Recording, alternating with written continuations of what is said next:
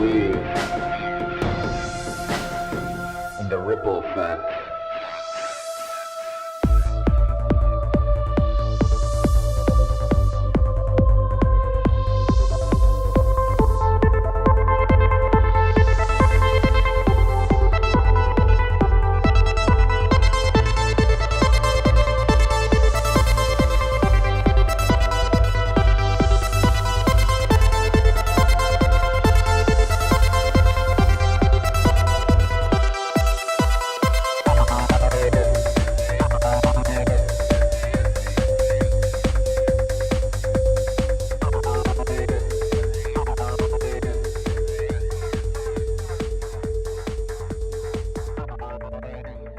What is up? Another episode of Ripple Effect Podcast.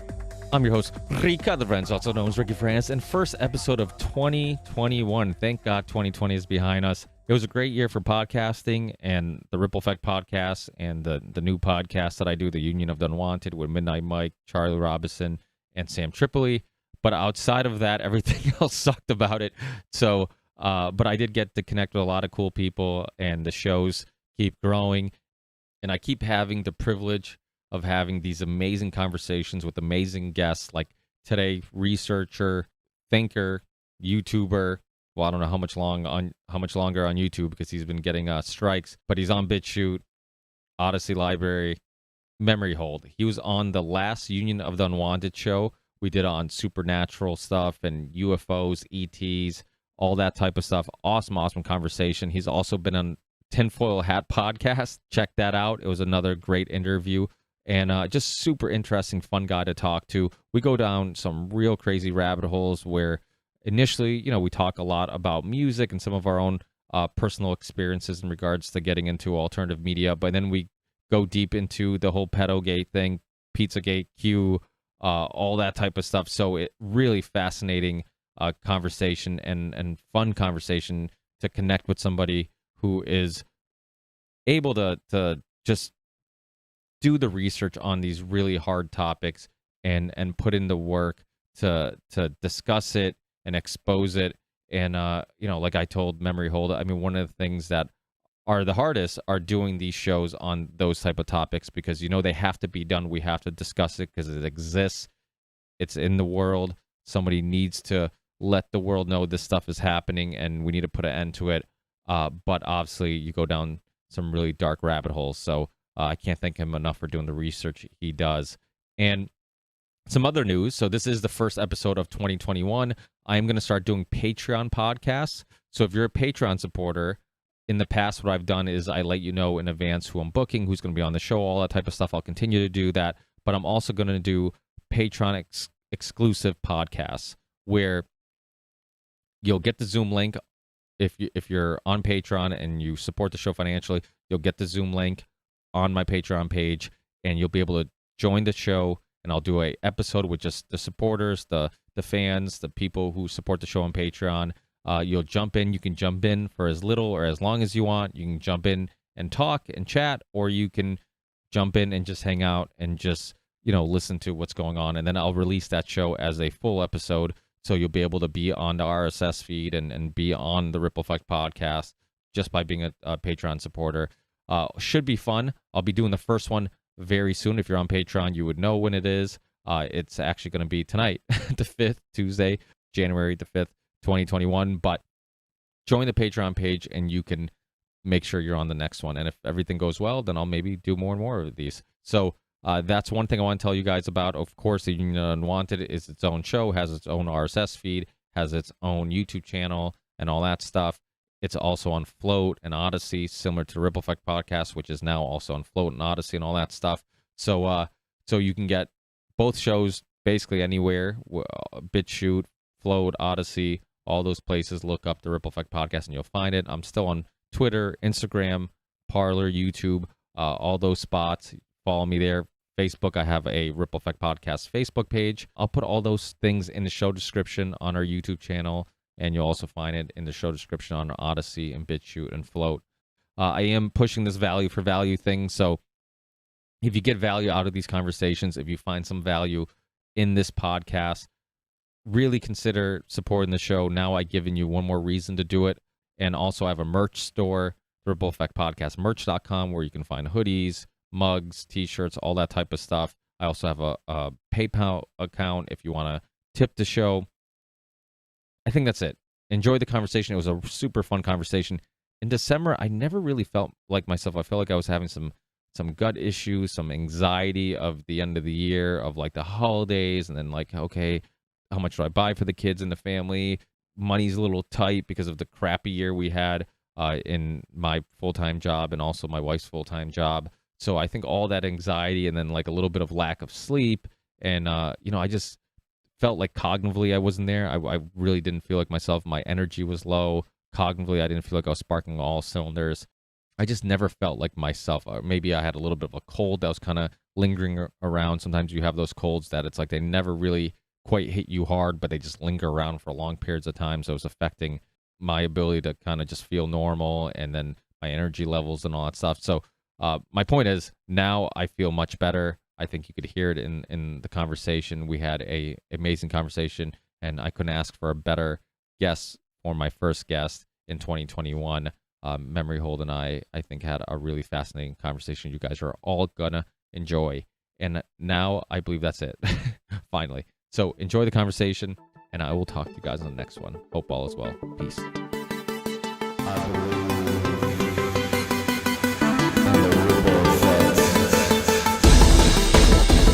How you doing?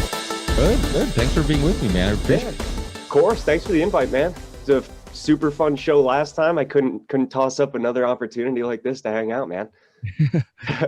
that was I love doing those Union of the Unwanted shows. Oh gosh, it's so fun. Have you watched any of the previous ones? Yeah. I probably got into it even later than I should have, because for some reason I hadn't heard of it. But then I said, what the heck is going on here? I should have heard about this a long time ago. And then I listened to a few episodes after that. I forget the last one I listened to. I feel, you know what? There's so many guests that I can't even remember who was on there. But yeah, absolutely. Yeah, it was funny how it all happened too. It was kind of like accidental. I love doing swapcasts, like just getting people I've met throughout the years in the community and just kind of chit-chatting and hanging out. And I think that's one of the reasons people love podcasts, is because a lot of times you get to have, well, even if you're not a part of it, you get to feel like you're a part of the conversations you want to be a part of. So, I get that opportunity to network with people, and I'm like, hey, this is like being able to pick my friends and actually have people in my little group, my community, that are interested in the same things I'm interested in. So we have these swapcasts, and it just happened that it was me, Charlie, and Mike, and then I gave Sam the invite. It's funny how it all worked out, because Charlie, I didn't know, but Charlie was a fan of Mike's show, the OBDM show. Oh, no way. He heard me on that show, and he emails me, and he's like, hey, dude, I love that show. I listen to that show all the time. And I'm like, how about we all get together and chit chat and hang out? So then we all got together, and then I'm like, hey, let me invite some people and see if they're around, if they want to also join in the conversation. So I invited Sam, then Sam joined in. And then next thing you know, we're all kind of talking about censorship. And Mike comes up with this title, the union, we're like the Union of the Unwanted. And he perfect name. Yeah, he was referring to big tech, how like everybody in the alternative media community kind of felt like we're unwanted by big tech. Then we're like, yo, we got to do something with that. And I'm like, what a great, clever name. So we, instead of just forgetting about it, we actually put together, it was our big first like official Union of Unwanted show, where we had like Ben Swann and Luke from We Are Change and a bunch of people on to talk about censorship. And then I'm like, remember after the show, I'm like, dude, this is awesome. Like, how do we continue doing this? I'm like, so I started throwing out text messages. I'm like, yo, let's do this every, pick a day, pick a time, and we'll do this, every other week or whatnot. And then it just kind of blew up from there. And we've only been doing it for like 5 months. But I also think these type of shows are necessary too. Like even the type of shows you do also, with like where you're just kind of talking about your own personal perspectives and opinions on stuff. There's something more intimate about that I think sometimes is lost in a big Zoom conference call, right, where it'll be hard for everybody to kind of put in their 2 cents. I think the last one, if people haven't listened to it, check out the last episode of the Union of the Unwanted. MemoryHold was on there, and it was an awesome discussion about supernatural stuff, ETs, UFOs, all that type of stuff. And it was a good like group. It wasn't too large. It was small enough where everybody had time to talk. So I think that, but the hard part is just like anybody putting together a personal function with friends, it's hard to get people to confirm 100% if they're making it or not. So I'm always like, I do a lot of the booking. So like, I'm always freaking out because I'm always like, well, you know, sometimes Sam or Charlie or Mike will be like, hey, who you got coming? I'm like, oh, I got these people, but I'm like, I'm inviting a couple more people because I don't know, like last second, sometimes people don't make it. Yeah. You know, and so and then sometimes that's why we get those giant groups, because I'm like, you know what, let me just throw the invite out. I was just about to ask, has there ever been a moment where like there was 3 that were like, I'll let you know, but then they all say, yeah, I can do it, and it's just a humongous, okay, that's awesome. A few times, yeah, where it was just a giant, or at the last second there'll be people who've been on the show who contact me and they'll be like, hey, you know, are you doing one tonight? I'd love to join in, and I'm like, yeah, sure, why not, join in. And then you know, like everybody shows up, and but it's fun because it's been a lot of wild cards. Like I remember Dr. Scott Jensen was on a episode, I think, prior to yours, and but he was supposed to be on the show before that, and last second he had to cancel. So and then I'm like scattering around, like thinking like who's gonna be like the new big guest I wanna have on. And then I'm like, hey, you know what? I haven't talked to Roger Stone in a long time. Let me see if I can still get a hold of him. And last second he happened to come on. And I got Roger Stone on, and everybody's like, holy fuck, I didn't know you were going to have Roger Stone on. I'm like, I kind of didn't either. I'm like, it was kind of a last second thing. Happened to have some luck with getting a hold of him. Yeah, that's crazy they got him on here. What was he like? So I've had him on some years ago. Okay. The nice thing is, like, through the Ripple Effect podcast and that project, which I started in 2013, I've kind of gotten to know people, and I've gotten, you know, I'm just one of those people, like, I try to get along with everybody. And I've had so many people from different backgrounds, and, you know, I've had Jesse Ventura on, I've had Robbie Martin and Lee Camp, you know, people from the left, but then I've had people like Jack Abramoff on, and you know, so you know, tons of different guests, and so I always try not to burn any bridges and be nice to everybody, of course, because I'm honestly just a curious person. I mean, the reason why my show kind of reflects that is because that's exactly like who I am. I'm constantly like exploring ideas, and, you know, I have a lot of libertarian friends, but then I've had, you know, Professor Richard Wolff, who's like the, you know, one of the leading experts in the history of Marxism. And so it's just like, to me, I'm like, I'm all about exploring ideas, and I don't ever want to believe that I have any topic or subject figured out. So it's not like, oh, I don't need to talk to him because I have this shit figured out. It's like, no, let me, you know, this person seems interesting. I like what they're saying. Let me have them on, and let's explore some ideas. So that's the way to do it, man. That's the way to do it, you know. And people tend to look at people that are into these things or into the stuff that we are, you know, as having like a narrow mind, or at least, you know, you've run into a few people that might allege that, and it's like, really, it's quite the opposite. It's like the only reason we're here is because we've explored probably ideas just across the board. You know, you might even start off with an idea that sounds ridiculous on its face, but then you come out understanding some of the tenets of it a little bit better, even if you don't end up believing it. That's the fun of this line of work, man. Not only just meeting people, which is, by the way, new to me. Like, I was lone wolf in it for a little while, and then I, you know, just tried to start talking to people more and get involved, because there's plenty of nice dudes out there like you and the people that we were hanging with the last time. And I said, you know, I got to really get out there a little bit, make some friends. Been doing this alone too long, you know, so let's do it, you know. You get kind of dark and lonely, like talking about like the evils of the world over and over again. I remember when I had Brian on the show, who did the Franklin Scandal book, and it was just like it was weird. It was like a necessary show, because I think it was one of those scandals that people needed to hear. And, you know, we even brought up Jeffrey Epstein. This was before he was like his name and whatnot.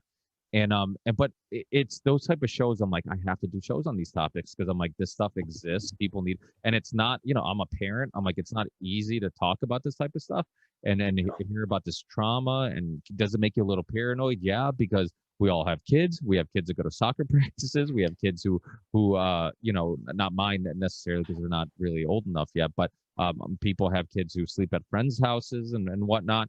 And you know, it's not that I want to make people paranoid about leaving your kids with anybody else ever, but you should at least be aware that, like, there are monsters out there, and people who are, you know, who can potentially seem like a safe and innocent person who can potentially do something very evil. So you know, these topics are necessary. I never even answered your question about Roger Stone. I go on these freaking long rants. Oh, I even forgot I asked the question. Anyway, I'm into this. No worries, dude. Well, just quickly acknowledge that he was actually the one of the times he was on back in the day. It was either about his Clinton book or his JFK book, the one about LBJ, the case against LBJ. He had technical issues, and he was waiting for his IT guy, and so we were kind of chit chatting while that was happening, and we just bullshitted about all types of stuff. I remember asking him, I'm a big like bourbon drinker, and okay. so I'm like, what does Nixon drink? And I was like, talking to him about all like a bunch of personal experiences hanging out with Nixon and some of the other people he's hung out with, and he's actually. And it's funny, so many people will say this. He's actually a very pleasant guy. Like, he's actually a really nice person. You can see how he can be charming. And one-on-one, he's definitely much different. If you listen to the episodes when he was on my show one-on-one, or even really any of the interviews he does one-on-one, he definitely seems to be a slightly different than when he was on that Zoom call. I think because there were so many people on there, he kind of felt like he had to be in character, where it's like, yeah, right. And some people kind of threw him some hardball questions and drilled him a little bit. So I feel like he was kind of like in political mode, where like he felt like he was on like Fox News, and I have to stick to my guns and I can't be too casual because right.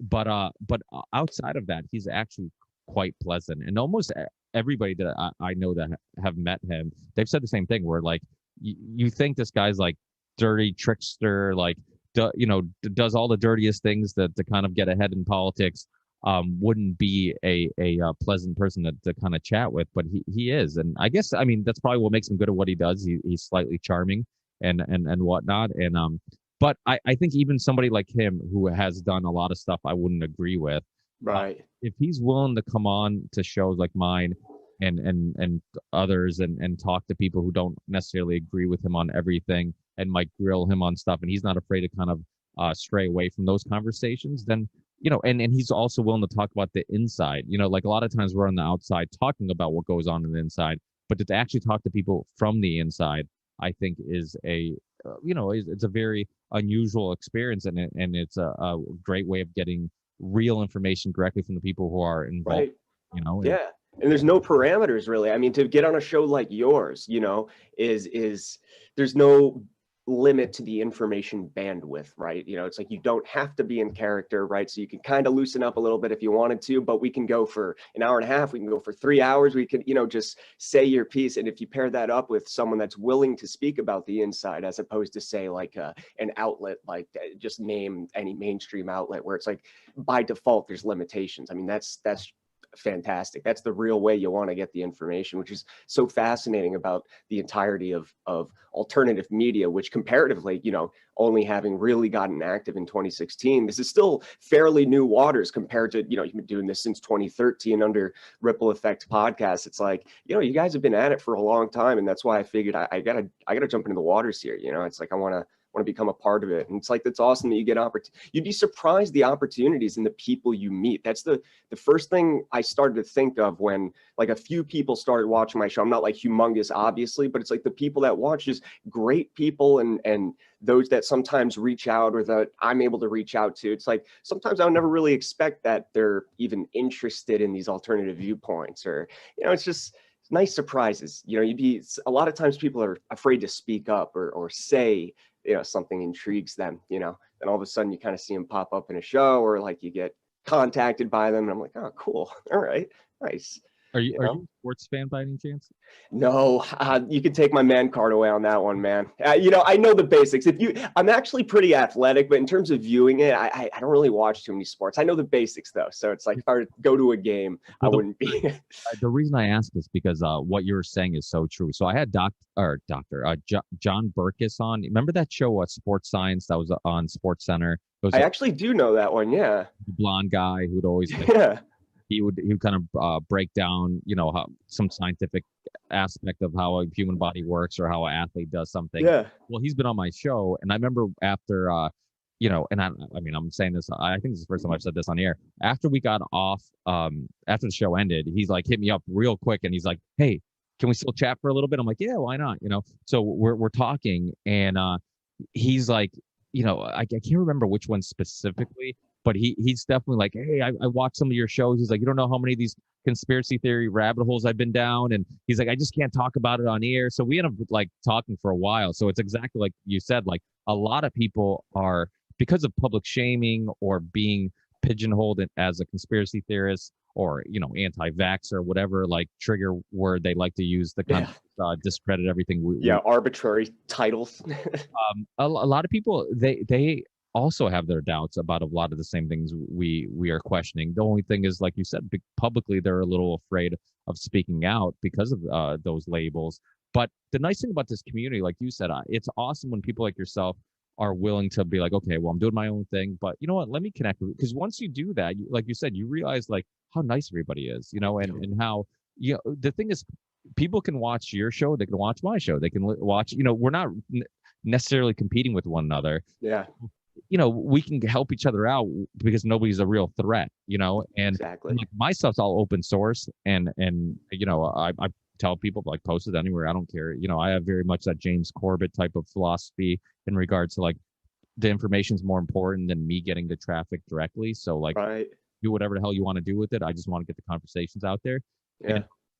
But even myself, like, who am I? I'm just a fucking dude who was working a full-time job, like many of us, who are just like, I feel like there's something missing in my life. I don't feel like I'm contributing. I don't feel fulfilled. I mean, I used to play music in a band, and then I got out of that because it just got hard to keep everybody together and motivated, and life got in the way. And then in time, I, like many of us, and I'm sure this is a common story for many people, next thing you know, I'm stuck doing the 9 to 5 thing. Well, it's more like 7 to 3, but whatever it is, doing the full-time job and just going with the motions. And I'm like, what the fuck am I doing? Like, what am I contributing? And I just, a long time would go by, a while would go by where I'm like, I got to do something. And I just couldn't figure out what the fuck it was. Like, what was it going to be the thing that I was going to do? And music, I attempted to do it on my own, but it was so time consuming, and to write a song yourself and release it and all that type of stuff. And a podcast just felt easy. Like, I can talk. I'm like, obviously I can talk. So I'm like, why not just record it and try to do that and see where it goes? And so what was your backstory? Like, how did you get in all this? Like, was there a certain topic, subject that sparked your interest? Did you have similar feelings in regards to kind of feeling like you had to do something? What was it? Yeah, so at first it wasn't a feeling of needing to do something. I mean, I've always thought I had to give back, but I always kind of got in that trap of like, what will it be? How do I do this? So I just tried my best every day. And at that time I was working at a health insurance agency. This was back in like 2014. And I can't tell you, I shared a little bit about this on the last thing, but I'll expand a little bit, because this is actually why I stick to doing what I do in the format that I do. It kind of like a lecture-like format. Is I've always been interested in the UFO phenomenon and that topic, but it's the weirdest thing. I don't know what prompted it, but I suddenly had this really negative like wave overcome me, where I was like, what do I actually know about this at all? I actually sat back and thought. It dawned on me just like randomly. It was like an epiphany that technically, like, you've never actually fact checked any of this. Like, you just take whatever it is. And then it started to realize, like, it's not just UFOs. It's, what do I know about this? Like, what do I actually, and it freaked me the hell out, like, pretty thoroughly, So at that point, I actually rearranged my life to consciously go about it in a way where, I was always reading the news as it is. I wasn't plugged into like deep politics like I am now. And even then, I'm kind of more on the outside of that. I do my own thing. But I started to apply everything I read about. Okay, let me actually rigorously double check that. So rather than reading 5 articles at a time, I'd take that one and I'm like, all right, so I dissect it. I'd look into these people, make it come alive in a way. But I really executed the beginning of all this really came in late 2014, mid 2014, where I took the UFO example as a perfect exercise in doing that. I said, well, this is a subject that should be fairly easy to either debunk completely, which I knew it wouldn't be that. It's a matter of how far can I go with 100% verifiable, credible evidence. And, let's build that platform and see how big of a building I can build, So I really just, at that point, stopped watching TV shows on it, stopped watching anything that they give me, and instead I got into the literature. I read the literature. I familiarized myself with researchers over Hynek, Vallée, all these different researchers over time started from the beginning chronologically, mostly actually the 40s, and then went further from there. And I wouldn't go any further until I can actually prove whatever it is that I was thinking about in that moment. And I was surprised. This is really what dawned, or like what hit me, and why I got the bug, so to speak, right? Where I was like, holy shit, you can get pretty far, with credible, reliable sources, And plus, I was really happy that like my favorite, thing to look into wasn't complete bullshit, so that was a little bit of a relief. But then perfect timing was 2016. I was never political in that sense. I was already in UFO world, but I wasn't really a politics guy, and I'm still half and half on that. It's funner now than it was back then. But I'm still, it gets boring after a while, which is why I like the UFO stuff. But the summer of 2016, it was with the DNC leaks, with Assange, with Trump, things were very different and they were heated. And I kind of liked that. I noticed a sort of spark, like a flame that I never saw. And again, it's not like I was very politically active before this, but it's like I didn't really feel it around my peers culturally with like Obama or whatever it is. Trump like ignited something in people, and people were active. And I kept seeing Twitter posts going around with these DNC leaks and, oh my God, the corruption, the this, the that. And at that point, I was still really apathetic. It's like, okay, great, UFOs are awesome, but politically, I really had a bad sense of apathy. What's the point? Like, there's a lot of corruption. It'll never get fixed, and how can we ever see it? I mean, look, these people rule the world, right? It's like, what am I going to be able to find that would do anything? But then, basically, they just kept bombarding me. I saw them everywhere. DNC leaks, on Twitter, this, that. And I was like, all right, let me fucking check this out. By October, I finally broke. And I'm like, what the heck? So I checked out the Podesta emails when they leaked. I said, all right, let me get to the bottom of whatever these people are ranting and raving about. And I got myself a Twitter, just because I was like, apparently I've seen all these Twitter links. I said, apparently this is kind of where the information's being disseminated. So you could see how naive. I didn't even know like this was just an information battleground, was very separate from all this. Then I found like 4chan and just the different Reddit subreddits and little nooks and crannies of the internet, but doing really great research. So it was actually more of seeing people crowdsource research in live time that did it for me. So when I saw people dumping the WikiLeaks and applying the same rigorous effort of fact checking that I only just learned, but they have been doing for a long time, I was astonished at the connections people were making. The infographics that people would put together with connections, the flow charts, they all have different specialties that come in handy when we're all looking at the same thing. And people organize themselves. You do this, I'll cover this. I'll cover page 10 through 15. You get 15 through 20. And I said, this is amazing.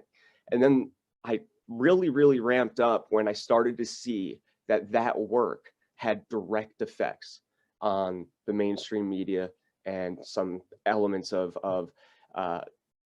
just politics in general, especially like when Donna Brazile got fired, when we found the email about, the leaked debate questions, and then I watched later on the news, Donna Brazile gets fired. And I'm like, oh shit, like there really is something we can do to a certain extent. And yeah, it was just history from there. They got me right off the bat. I said, this is exactly what I needed. I'm no longer apathetic. You can do something after all. It was a bit of a relief, as stressing or frustrating as it can be to dig in the mud and deal with some of these topics, especially me being mostly interested in the Franklin scandal type of stuff. So it's very dark, but it's worth it, man. It's worth it. So lucky that I managed to break out of the hypnosis machine. Didn't know how bad it was for me. Yeah. Well, I think, that's one of those things where even I remember when I first started my podcast and kind of brainstorming with some friends, I'm like, oh, these are some of the topics I want to talk about and whatnot. And, that's something that people always will say to you. And also, I'm sure we have those internal dilemmas. It's like, well, what can I do? Am I just talking about it?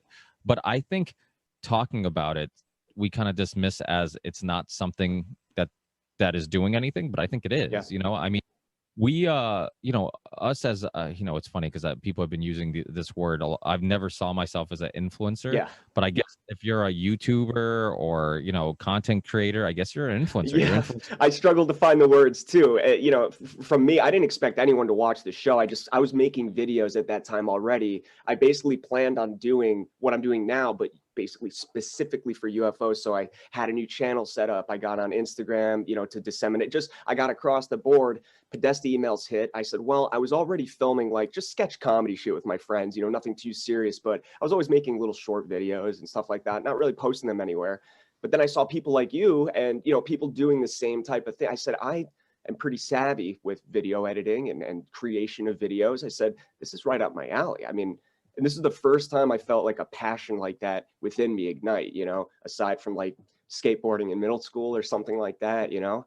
I felt, like I said, I caught the bug, dude. It's Yeah, interesting. We are, but yeah, I almost forgot what you said this time, but yeah, the influencers and creating content, I almost feel weird calling myself that, but it's like we also underestimate, like I said, there's a vacuum out there. There's not many people doing exactly this and putting the work in it and remaining consistent. And people are drawn to that because this is a very isolating type of belief system. Whatever it is, we explore the taboo, we explore the fringe, we explore the things that are really not, you know, maybe politically correct or outliers, you know, things that you get called crazy for in a lot of cases. And you begin to realize that people are thirsting for that information, just like I was, and didn't even know it. You know, people argue, how do you deal with you know, all this stuff you're constantly reading about, like just trafficking and that and corruption, and you know, but it's like, I'd rather see the enemy for what they are, because before this I had a vague idea of there's no hope. What's the point? This is far better. Just a bunch of jerks, you know, and it's not really a humongous group. There's a lot of great people out there. So in a way, to me, it's actually made me happier, you know, in a certain way. Just knowing that there's a really tight knit group of people out there, or there could be. I mean, with the little community I've formed that I never even imagined having, regardless of size, it's like they're committed and they do good work. They send me great. It's just cool, man. I really am so happy that I found myself down this path. Like I said, out of sheer luck. Let me check these Podesta emails. The hell are these people talking about? If I didn't sit down and do that, God knows when I'd find this, you know? yeah. Well, that's the difference between somebody who you know, watches that documentary or goes down that rabbit hole and then goes on with their everyday life, or somebody like yourself who it changes them, or at least motivates them to want to do something about it. And I think that's what kind of makes us all unique. It's funny you said skateboarding. I was the same thing. I was like a BMXer and skateboarder growing up, Nice. skater kid, big metal. Yep. And Yeah, same here, man. Yeah. really, yeah, that's Oh awesome. yeah. Who Yep.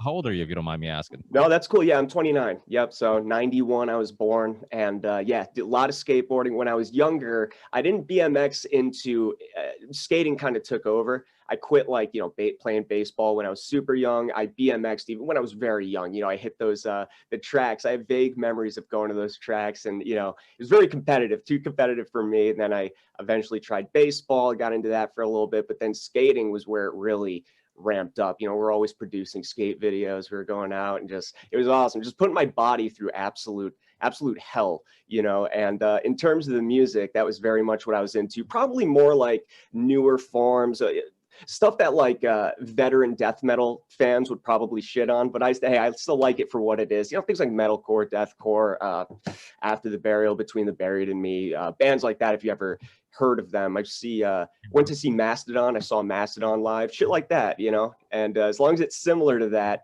you know, there's a good chance I'll probably be into it. Well, the metalcore scene was, I know like the whole Christian metalcore scene gets shit on a lot, but I think same thing with like the new metal scene, because you know I'm 35, so I grew up during the new metal scene, and I think there's a lot of like shitty bands that kind of ruined that whole genre, but there's a lot of gems, and there's a lot of like really good artists. You know, I mean, I was a big Static X fan. Oh yeah, of course, of course.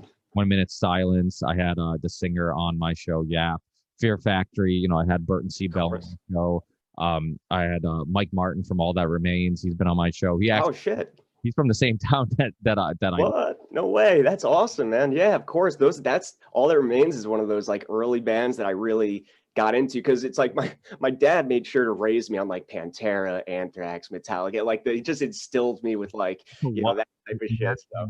There is the original Dimebag Darrell Washburn, the guitar. What? That was like one of my first nice guitars. Damn, that's awesome. That's fucking awesome, dude. So yeah, man, like ever since then, that's basically what I've been into. I've got like an eclectic music taste, but across the board, as many people say, but it is true, whether it's hip hop, metal, but metal is where the heart is for me. I like other stuff, but it's got a special place for me. I remember seeing Under Oath live, like when I mean they really, like, it's funny, they're one of those bands that really evolved. Like initially they're a little more poppy, and then it got real dark. Yeah. I remember bringing my wife to I used to bring her to the show. I remember when I brought her to go see Devil Wears Prada. I love Devil Wears Prada. Like, oh, they're great, man. I love them too. Hell yeah, absolutely. My favorite metalcore bands, and they're consistent. Like every album's good, been slightly different than the last one. And but I remember when we went to go see them live, and my wife's like, "Who the fuck's Devil Wears Prada?" She just wearing the shirts and whatnot, but she didn't know who the hell they were. And then we go to the show, and it's packed. Like you can't move. And I'm like, this is the beautiful thing about the internet. Like before, if somebody wasn't on the radio, like they just weren't known. And now somebody who listens to the radio, like my wife, could have no fucking idea who this band is, and they're ginormous. And they, I think we went to the Palladium in Worcester, and they were just like sold out, butts to nuts, everybody's crammed together. And and she was like, I cannot believe that these people have such a big fan base. And right. In the New England area, I'm from Massachusetts, like the New England area where I live right outside of Springfield, Massachusetts. Oh, sure. And, that's where a lot of the metalcore scene was getting big. Like Unearthed is from this area. Like I said, All That Remains, Killswitch Engage. Yep, classic. Yeah, so it's cool to kind of be in like the heart of that scene. But metalcore was one of those genres that kind of, a lot of people are like, oh, it's metalcore. That it was just a phase. Like because you had bands like Bring Me the Horizon and Asking Alexandria, where they end up becoming like more popish as time went by. Right. Yeah. Completely different from their origins. More radio friendly. It's kind of like the antecedent sort of to what we were valuing in a way. In one way, I get it. They want to survive as a band and have as many people listen to them. But that's the other. I always have this internal dilemma. I'm like, well, what if I was in that band and I was in the same type of genre of music over and over again? Like, how many breakdowns am I going to play before I know. Yeah, you got to switch it up a little bit. And as my philosophy is, like, even if I'm personally disappointed at the direction, as long as they're authentic about it, if they were truly moving in a direction like that and not forcing it in there, because sometimes you can hear it like forced, that it just isn't them, and you'll see them sneakily return kind of the next album, like, we tried that, it wasn't really us. But the people that do stick with it, at least they stick with it and they're authentic about it. But yeah, it is always a little bit of a shame when you're like, oh shit, But yeah, I mean, they never got enough, in my opinion, when these older metal fans were, nothing against them, after all, this is where it comes from, but they underestimated, because they'd always like just bring up this is just chugging music, right? It's just breakdowns after breakdowns. I was like, not really, man. I mean, there's a lot of technical prowess these people are putting down in these bands. I think you might be underestimating them, Well, I think that the purists of any music genre can get too caught up. Like, I feel like if you overanalyze anything, like, for example, like I was saying, I like bourbon, I like wine, I like cigars. These are all like type of things that attract a lot of a-holes, because yeah, of course, you'll get the type of person who is so, like, I've hung out with people where like, oh, life's too short to drink cheap wine, this and that, like, and I'm like, what do you consider cheap wine? I'm like, I have a glass of wine every night. I'm like, I can't afford a $40, $50 bottle of wine every night. I'm like, oh, broke, and so I'm like, but I think you can get so caught up into the technical aspect of it that you forget why it's important. And I related to music in regards to, like, same thing with music. We're like, so wine, like, what makes it a joy, what makes it fun is enjoying it with other people. It's the positive feeling you get out of it, right? Because I mean, that's kind of what makes us human. And we can get into transhumanism and the whole idea of, like, you're basically stripping us of what makes us human, and that's emotion. And having that social event with some friends and having a glass of having a cigar, having a bourbon. When I first got into this stuff, my palate didn't even develop. I didn't even know what I was tasting and why I should like it. Right. What I really was attracted to was, like, the fact that it forced, like it gave me a reason to get together with some friends, and it forced us to put our phones aside and just talk, you know. And one of the reasons I started this podcast is because I enjoy conversation. So it gave me a reason to kind of capture a fun conversation where you get a little deeper with your thoughts and your life experiences. And music can be the same thing. We can get so like, you know, I know people that were amazing technical guitarists and musicians that could not write a song to inspire anybody, you know. Where so it's like some of the songs that move you, you know, some of the songs like Under Oath had this song called To Whom It May Concern, and it was like a real dark song at the it was the last track on the album. It was just a real dark song, and it had a feel to it that like I could not recreate. I couldn't. That just had this sense of, and I was going through some shit in my life with some drinking issues and kind of in a somewhat dark place. Now I remember listening to that song, and it struck me like I understood the feeling of the song, and I related to it, and you know, it had nothing to do with like technically like what they were playing, the riffs or you know, some incredibly difficult drum beat or anything like that. It was a feeling. And so I think sometimes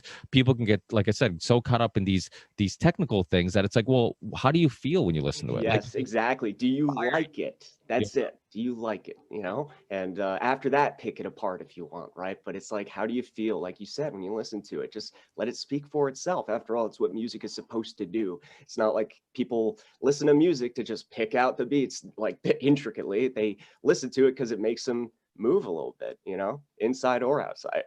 Yeah, no, without, I remember when I met my wife, because she was a dancer her whole life, and I don't mean stripper, I mean she's That's cool. you know, doing recitals as a kid and all this stuff, and she loved music that made her dance, and I didn't get it because like I was a musician, and I'm just like, you know, I like dark stuff, I like stuff that emotionally took me to a place that she didn't really like, and I'm like, oh, we like music for different reasons. But then as time went by, I started appreciating the fact that like, okay, we both are getting the same thing out of music. We're getting some type of emotion out of it. That's what we enjoy. That inspiration to in my case, that inspiration I would get from a song to write or think about things, and her inspiration would be to dance. You know, so it's like it's still driven by emotion. So I started kind of understanding that, and it's like, well, it doesn't matter, I guess, you know, what type of music you like or what inspires you to do. It's always some link to emotion. Like it's always you know, it's like a good movie, you know, a movie that really sticks with you, or even a good conversation, like it affects you emotionally, you know. Right. And so I think like you said, you know, like how do you feel when you listen to it? If it moves you in some way, then who am I to say it's not good? Yeah, exactly. You know, and I guess there's no surprise that people like you and I seems like we have some overlap in terms. I mean, the music, she said was, you know, I'm surprised they have such a following, you know, and I've never heard of them because they aren't on the radio. So it's like if you really think back, and I don't want to put words in your mouth, but just going off what you just said, it's like there is a level of being an outsider there, right? Where it's like that's why they're so tight knit. So even from the beginning, outside of all this, I was very much drawn to things that just so happened to be on the outside. And it wasn't because I was sour about the world necessarily. If anything made me sour, it was more like, damn, it's like all my hobbies are things that like aren't in the mainstream, you know, and it kind of shifts you into a bracket that I didn't ask for, you know, but, you know, yeah, so it's like the type of having an iPod that people, you know, can't play at a party, right? You don't want to listen to that, right? I know you guys don't like it. So just that type of thing where you're not able to have these discussions with most people because they haven't listened to The Devil Wears Prada. They haven't listened to Between the Buried and Me. They're not into it. So it's funny that, you know, now, once again, a passion ignited in me, the biggest of them all so far in my life is this, and it's very much on the outside. So I think that's kind of why subconsciously, being as I was a person that would have laughed at this, and I mean laughed, I would have unfairly made fun of people in this, and I admit that. It's not fair, you know. It was very naive, and so not only just being on the outside for a while, so always socially functional. I had plenty of friends, so I wasn't like the dude in the corner, but all my interests were very much on the outside. So go figure that I end up doing this, but pair that up, and that's precisely why I use, how do I explain it? I use the knowledge that got me to this. I needed to see facts. I needed to see heavy evidence, or at least evidence that is enough to justify what some people are suggesting. You know, even if it wouldn't stand up in a court of law, okay, I get why you're suspicious of that person. Okay. So it's funny. So the idea of guiding people into this kind of, that's my goal, is to create a bridge between our groups and you know, the normies of the world, people not into this, the uninitiated. And as much as I might want to go wild and talk about just the crazy stuff that I do believe exists, you know, the personal approach that I take is making it, how do I explain it, just digestible for you know, the people that are uninitiated. And of course, not all videos are like that, but so it's why the format's kind of a lecture type format. You know, it's going to be very hard to debunk, and that's what I needed to get here, and it's been effective. And I think that's just why I dedicate the time to this. You know, is it just speaks to me being on the outside, but I wasn't always there. I want to bring more people into this, and there's different ways to do it. You know, I see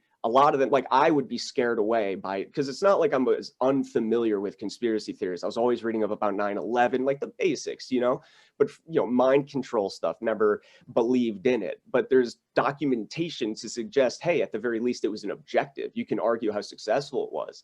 But I just had a major blind spot, you know? So it's just interesting that I was interested sort of in some alternative viewpoints, but I needed just stone cold facts. And I think that's what other people need too, because often I'd pull up a video trying to learn more about something, and they drop in just what I perceived at the time to be absolutely just out there, and it delegitimized the entire video for me. How can I trust someone, you know, about this 9/11 thing if he believes in X, Y, and Z? And so that's why I'm very careful about, you know, how I go about this, because it is very delicate. And after being scared away from all of this for so long, just because I didn't believe it, you know, you buckle down, find the truth and the evidence, and that's that. People, at the very least, people can't deny it, even if they don't come over to our side completely. I showed you that there's more legitimacy to it than you would have ever believed. That's my overarching goal, I think. Yeah, well, it's funny you talk about how you kind of always attracted to things on the fringe, because that's something we talked about. It's funny because the Union of Unwanted was initially kind of like a extra episode that we would put out, and it wasn't its own thing. It was like, okay, these group conference calls type things, you know, hangout shows, we're gonna call them the Union of the Unwanted, but it's gonna be on my RSS feed. And then we decided to kind of make it its own thing. Eventually we're like, you know, we should really kind of make it its own thing. And one thing that was super important to me when like Sam, Charlie, and Mike and I all chat about this, I'm like, listen, one thing that's like super important is keeping this community type thing, because I think people really relate to the name of the show and what we're trying to create, this idea of a community for people on the fringe, people who maybe don't have friends they can talk to about this type of stuff, people who have always felt like outsiders. And that's why I think the name, the Union of the Unwanted, connects with people, because a lot of us have always felt like outsiders. If you're into this alternative media topics, you know, anything from like alternative history to, like you said, supernatural stuff and 9/11, I mean, you always felt like you weren't the mainstream, like you were always going against the mainstream, what everybody else believed. You were the guy at the party who was saying some, you know, what other people would see as crazy stuff. And or you know, or in many cases, and I'm sure, you know, it's happened to you, where you end up having a conversation with people, even if you are only focusing on stuff that's 100% provable and factual, people will still eventually still call you the conspiracy theorist. Of course, yeah. It's like, okay, I guess that's what I am, you know. Yeah. I just came to terms with it after a while. I said, shit, I never once ever believed I'd be like that guy, you know, and I didn't even dislike those guys. I just never envisioned myself as really diving in headlong. And I think that's what's particularly like demonic about the censorship and being employed. And we touched on this a little bit in the last Union of the Unwanted show, is now take people that have been on the fringe for their entire lives. Take people that might not have a strong support network, whether it be friends, family, whatever it might be, and now neutralize them completely, or just erase them. prevent them from actually, the first time a lot of these people are able to bond with someone that might not have friends that understand, in real life, I finally meet you guys, and we've got comprehensive shutdowns, censorship on Twitter, and the worst part about it is insult to injury. It's actually particularly sadistic is the shadow banning idea. And like I said, take someone that's already on the fringe, and that affects people in different ways. It can get you down. It can be, why me? Like, why am I the different one? I wish people didn't perceive me X, Y, and Z. I wish I can be into what they enjoy, however people dealt with it. Some people own it and it's no big deal, but a lot of people don't like. Most people on the fringe would like to be involved with the wider populace. It's just not where their interest lies, And when you're talking about the censorship, it's just so sad, because it's like, people that have been on the fringe for so long now take their voice away without any choice, especially with shadow banning, where it's like sadistically making you, like, projecting an illusion into a room, convincing you're talking to people, right?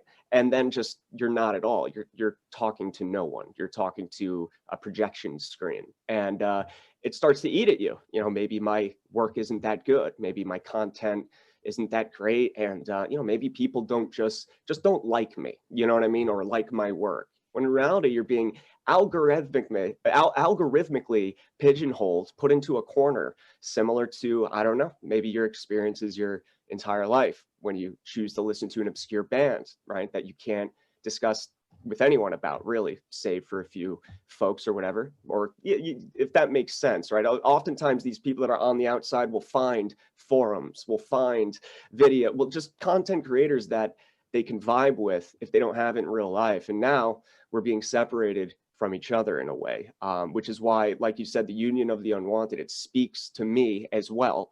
And it should speak to everyone. And the very idea is keeping people together and cohesive. They're trying to scatter us into the winds. What we wanted to do to the CIA, they are doing to us, ripping them up, scattering them into the winds. Yeah, no, without a doubt. I mean, the Ripple Effect podcast, when I started that, it was the idea that we can all make a difference and we can all do something, and we can all start a ripple. So I mean, it was. I like the name. Yeah, it's awesome.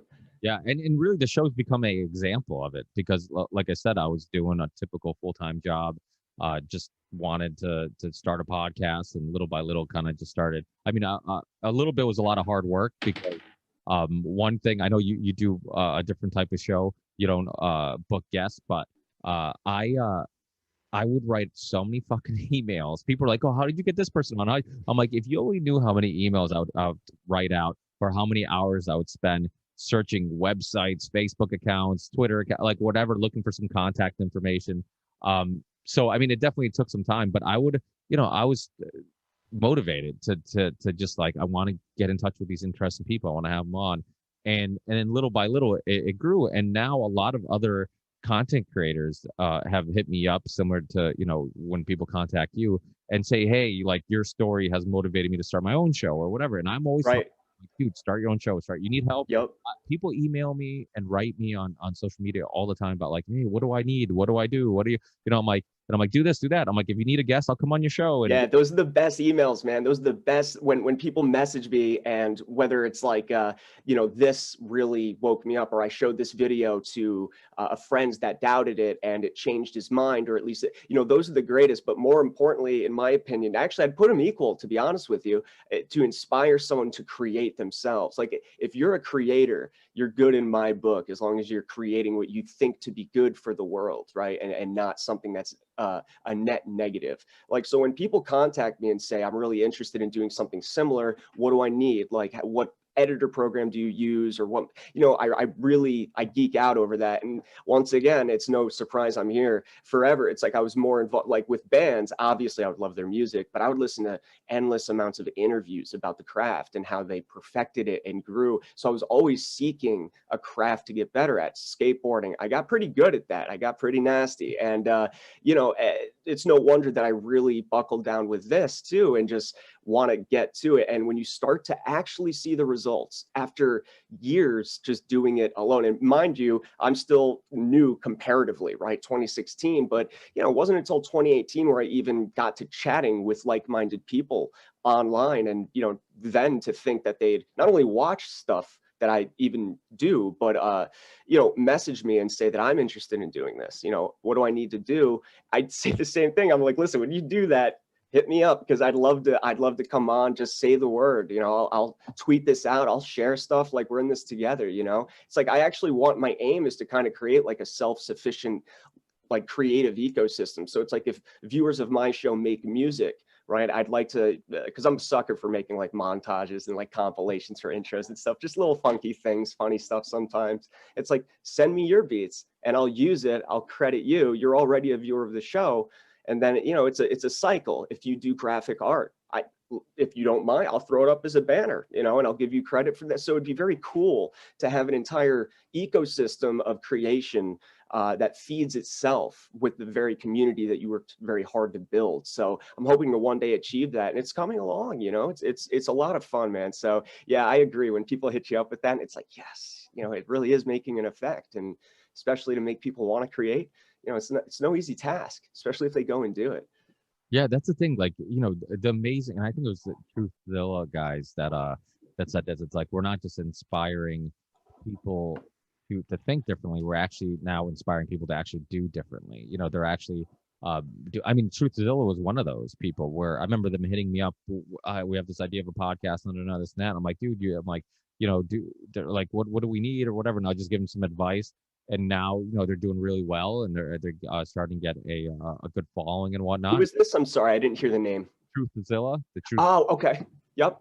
They're awesome. Yeah, they've been on a couple of Union of Unwanted shows, and we try to do that too, where we'll invite, like we had Adam from Deborah Gets Red Pilled podcast on. Okay. Which I don't know if you're familiar with that podcast. It's a fairly new podcast, but it's an awesome concept. He's trying to red pill his mother-in-law, and so every episode, and she's like a super CNN watching lefty, liberal, classic liberal type of, hippie mom. And, sure. And she, well, I was on the show. I talked to her for like 2 hours, and so it's awesome how she actually takes the time to listen and have honest discussion and whatnot. But yeah, we had them on, it's like, that's another thing we talked about too. It's like, let's have some of these up and coming shows. Let's have them on the Union Unwanted and help them with networking and getting their word out. Because again, we're not all in competition. Actually, it's the other way around. We're all fighting the same thing. And I think that even though, and I've said this a lot on the show, one thing that sucks in the alternative media community, we talk about a lot of the positives.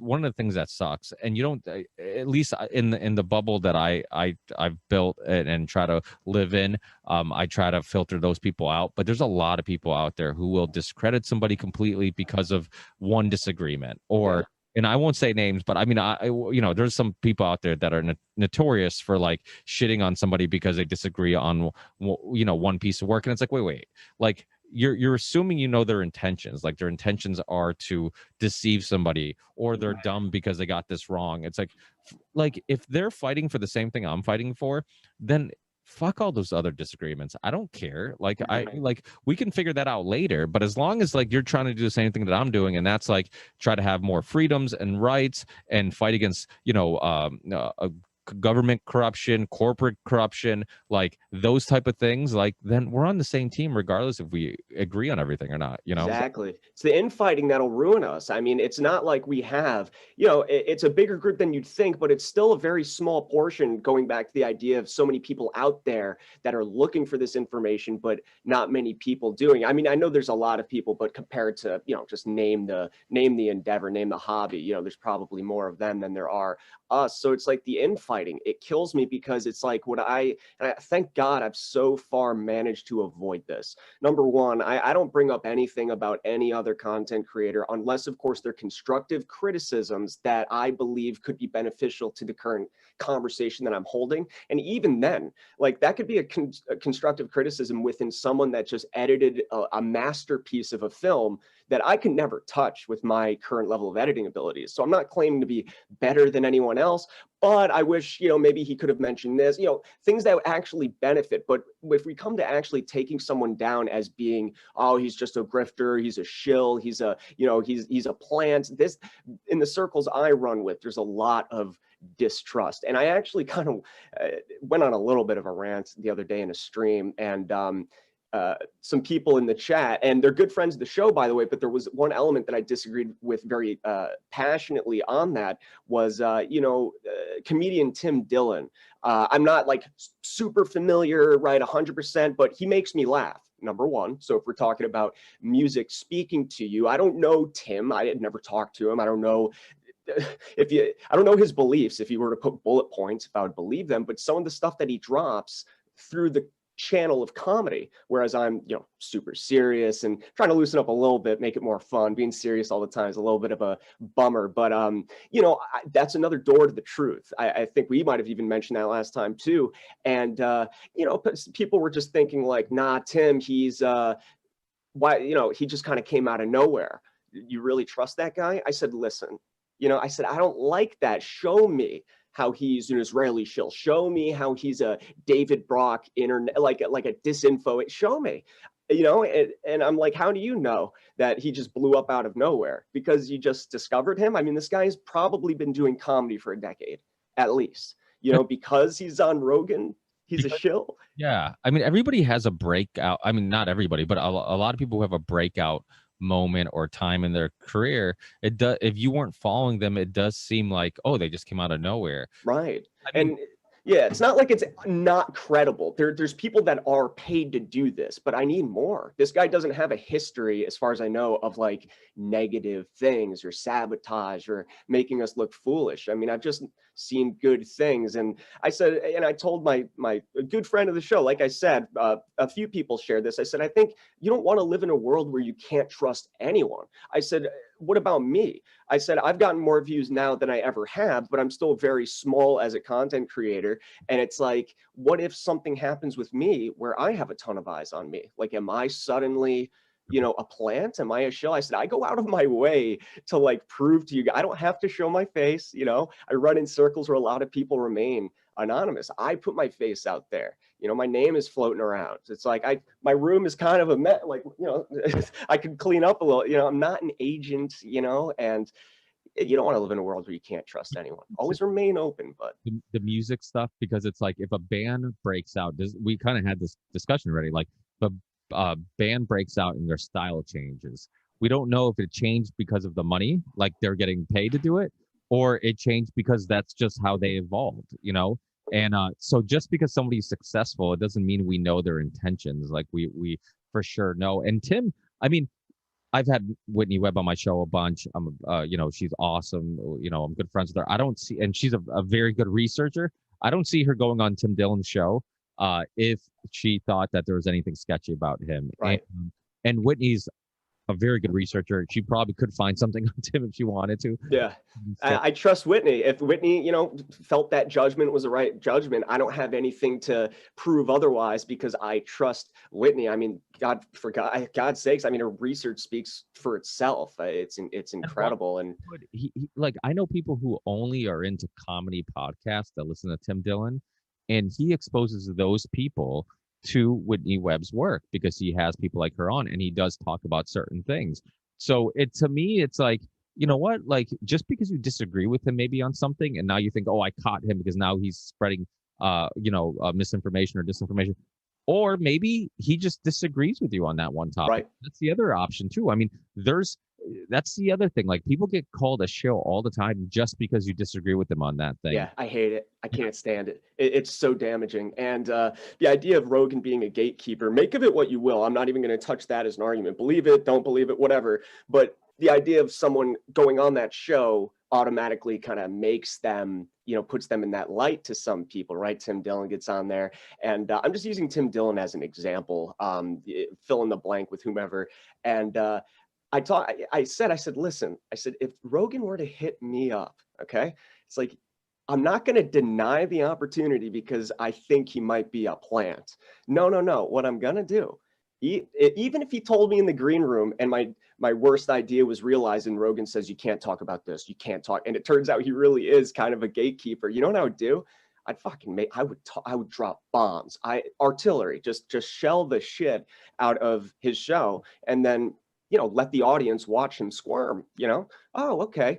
This stuff is real. MemoryHold's talking about it. And oh, wow, Rogan is, I guess my point is like, you don't want to deny the opportunity to speak to like millions. Just because you have those eyes doesn't make people get lucky. And sometimes, a lot of times, it's not luck. It's motivation, it's consistency, it's really working towards it. Like I said, like what I've built, which is not even scratching the surface compared to like someone like yourself going at this for a long time. It's interesting to be able to reach all these people. And it's like, man, if that's a level of I don't know, criticism that we're leveling against someone, it's like popularity, if he was real, he wouldn't be getting that popular. They neutralize him. Really? Are you sure about that, though? On the Tinfoil Hat podcast, I mean, Sam has a huge following.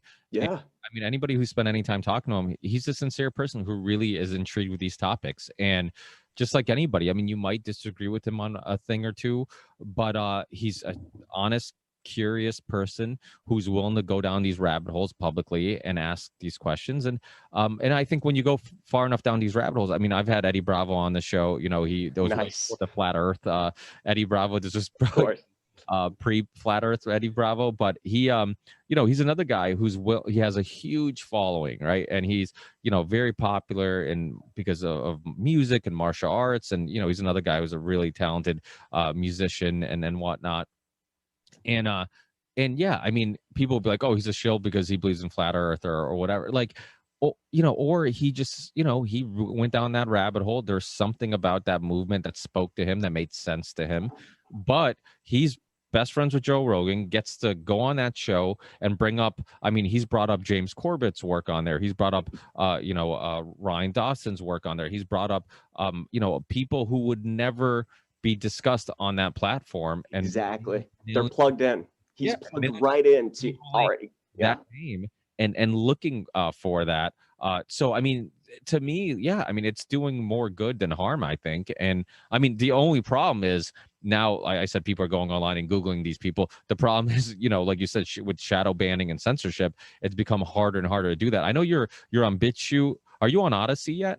No, I'm not on Odyssey, but I took a note of that when we were having a chat before the last show we did together, because I'm currently expanding across the board. So I meant to add this before when you talked about like the Corbett approach to the idea of just upload it. Like, I don't care who does it, just cut this into clips if you want. My show, that's what I would love people to do, because I have gotten emails. Hey, can I re-upload this? Do you mind? Hey, not only re-upload it, edit them into clips. Like, I'd kill for that. I'm only one guy and these videos are already so long as it is. I'm tired after them. Clip them up, do what you want, just spread it. That's all. It's the info that really matters. And oh shit, I forgot where I was going at the tail end of that there. I asked about Odyssey, if you're on Odyssey. Yes. Okay. Yes. Thank you. Odyssey, I have a note to join that. I just joined some I haven't really heard on, like Brighteon, I've never heard of it. Rumble. No, Mike Adams from they call him the Health Ranger, naturalnews.com. Yeah, I know the name. I'm not familiar with his work though, honestly. He's on my show a long time. He's much harder now to get a hold of because he's been kicked off everything. But he was the guy who started Natural News. He used to be on Alex Jones's show from time to time and host segments. But that's his platform. It's his. Oh shit. And Brighteon and Dr. Carrie Madej, who's been on my show. I know she's now hosting her stuff on there. The cool thing about Odyssey, though, and we've had Jeremy on the show on the Union of the Unwanted show that we did with a bunch of alternative platforms, creators came on and talked about their platforms. Jeremy has this cool feature where you can literally sync your YouTube channel to Odyssey. So what it does, it takes everything on your YouTube channel and literally creates your Odyssey channel for you. So you don't have to upload anything or download anything. It just does it for you. So it's super easy. You can literally take your YouTube channel and just place it in Odyssey slash library, because it's like the same thing. I But was about to ask, because I remembered this last time, because I'm also on library as well. I just did that, and I also synced over my YouTube channel. I was like, that's a unique, that's something we need. I mean, that's great. That saved me a ton of time, and I'm still trying to move over my old catalog to BitChute, and BitChute's been really, I'm gaining some traction there, because it's like, I got nuked back in October at 24,000 subscribers before I even really gained traction on other alt platforms, because I thought I mastered the craft of towing a certain or walking a line, because luckily the format that I'm trying to employ, lecture-like format, facts only, I reproduce the facts for you on my screen. This is how I got this link. Most people would click the link and it's, oh, the website's no longer up. Well, go to Wayback Machine. Let me teach you how to do that real quick, and you can see this is real. So I thought, okay, at the very least, I'm safe from spreading disinformation. I'm safe, a lot of authoritative sources like studies a lot of times and things like that. But I found out the hard way that it just wasn't reasonable enough for YouTube, I suppose. So have you ever monetized on YouTube or no? yeah, so I monetized my first channel a little bit late, and I didn't I still don't, and I don't really push too much of that, not really for any reason, but I tried to turn it into a little bit, the plan was to turn it into a little bit more of a model where I'd monetize, I'd set up, the PayPal, Patreon, because, I spend a lot of time, and people emailed me themselves without me saying, hey, where can I throw you a tip for coffee or something?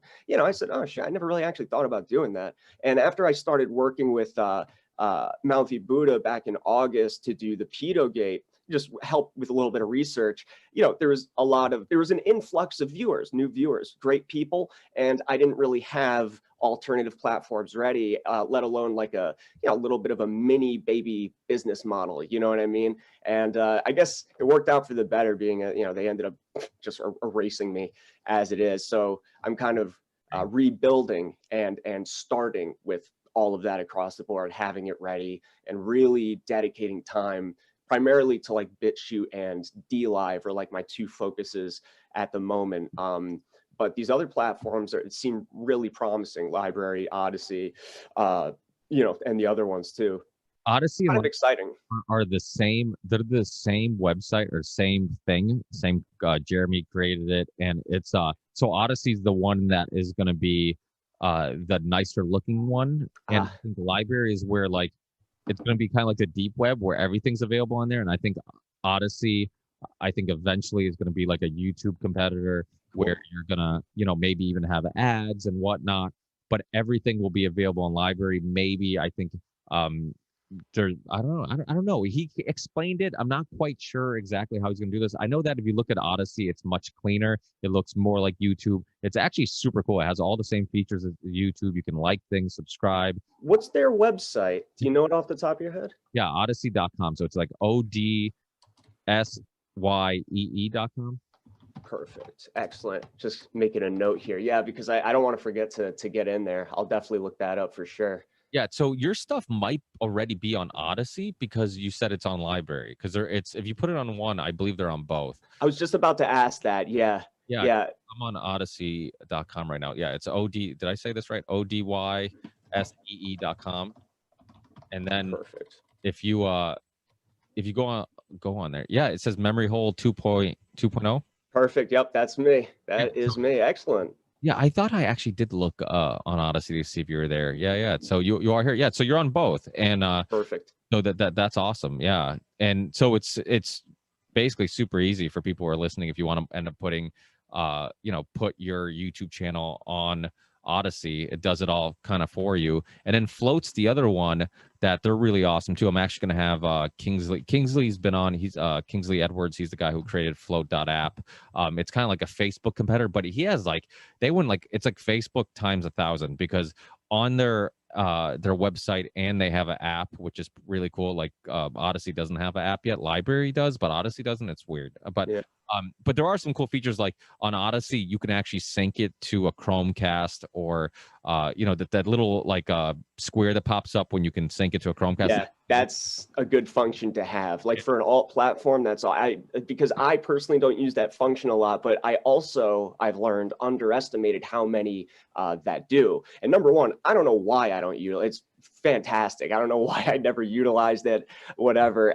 But people contact me saying, "Oh man, I wish, I can Chromecast it on my TV." I'm like, shit, I never actually thought about that. Well, one of the easiest ways of doing it, and because I've thought like YouTube just so convenient that Yeah, it is. there's an app, you click on it, you already have, chances are you already subscribed to a bunch of stuff you like, so all the stuff you like is there. You click on it, watch it. It's convenient. It's on every single smart TV. It's on every single Fire Stick or whatnot. It's on every phone. So Odyssey actually runs pretty smoothly. If you can just get a Firefox, web browser. You just go to odyssey.com on your web browser. So like for people listening, like how do I watch Odyssey on my, Fire Stick? Well, just go to a web browser, put in the URL, and then you can go and watch it that way. Even though it doesn't have an app, it's one extra step, which, us as humans, we are super fucking lazy. So it's like having that little app, it just makes life a tad easier. It does. I mean, I'm guilty of it myself. I'm the asshole that got banned at 24K and didn't think of really trying all platforms, So it's like even the thing I rant and rave against, I actually fell for the trap just thinking that I was too safe, and that was a mistake. So I mean, I'm just thrilled that these platforms and they're reachable. Like you just said, that you're in contact with these people. I remember when I started using BitChute, I got a message from them. And I was like, this is customer support for it. These are small platforms that will inevitably grow. And here's the thing, they won't grow if we do not utilize them. Go on YouTube all you want, rant and rave about the censorship, but if you don't follow up and put your money where your mouth is, so to speak, aka what I wasn't doing until too late, but I'm relieved to be doing now, it's like we'll never break free of it. I mean, it's a bad case of Stockholm syndrome, and and I know how it feels. For the longest time, I didn't get a DLive channel. I didn't get and probably even then, there's even maybe better platforms for streaming, right? But now it's fun. It's awesome. It feels like we're on a new frontier. I mean, there's a level of safety there that we no longer have, and it's a whole separate community. And it's just, I like the idea of just spreading it out.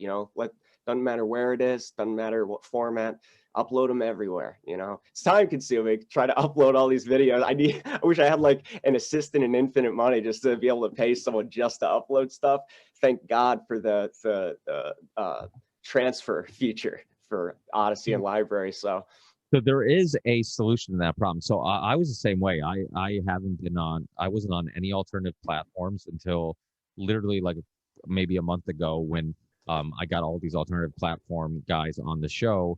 And then I'm like, I want to support them. I like them. I see the people behind the platforms. They're passionate about not censoring people. They're passionate about putting the information out there and fighting back against what big tech's doing.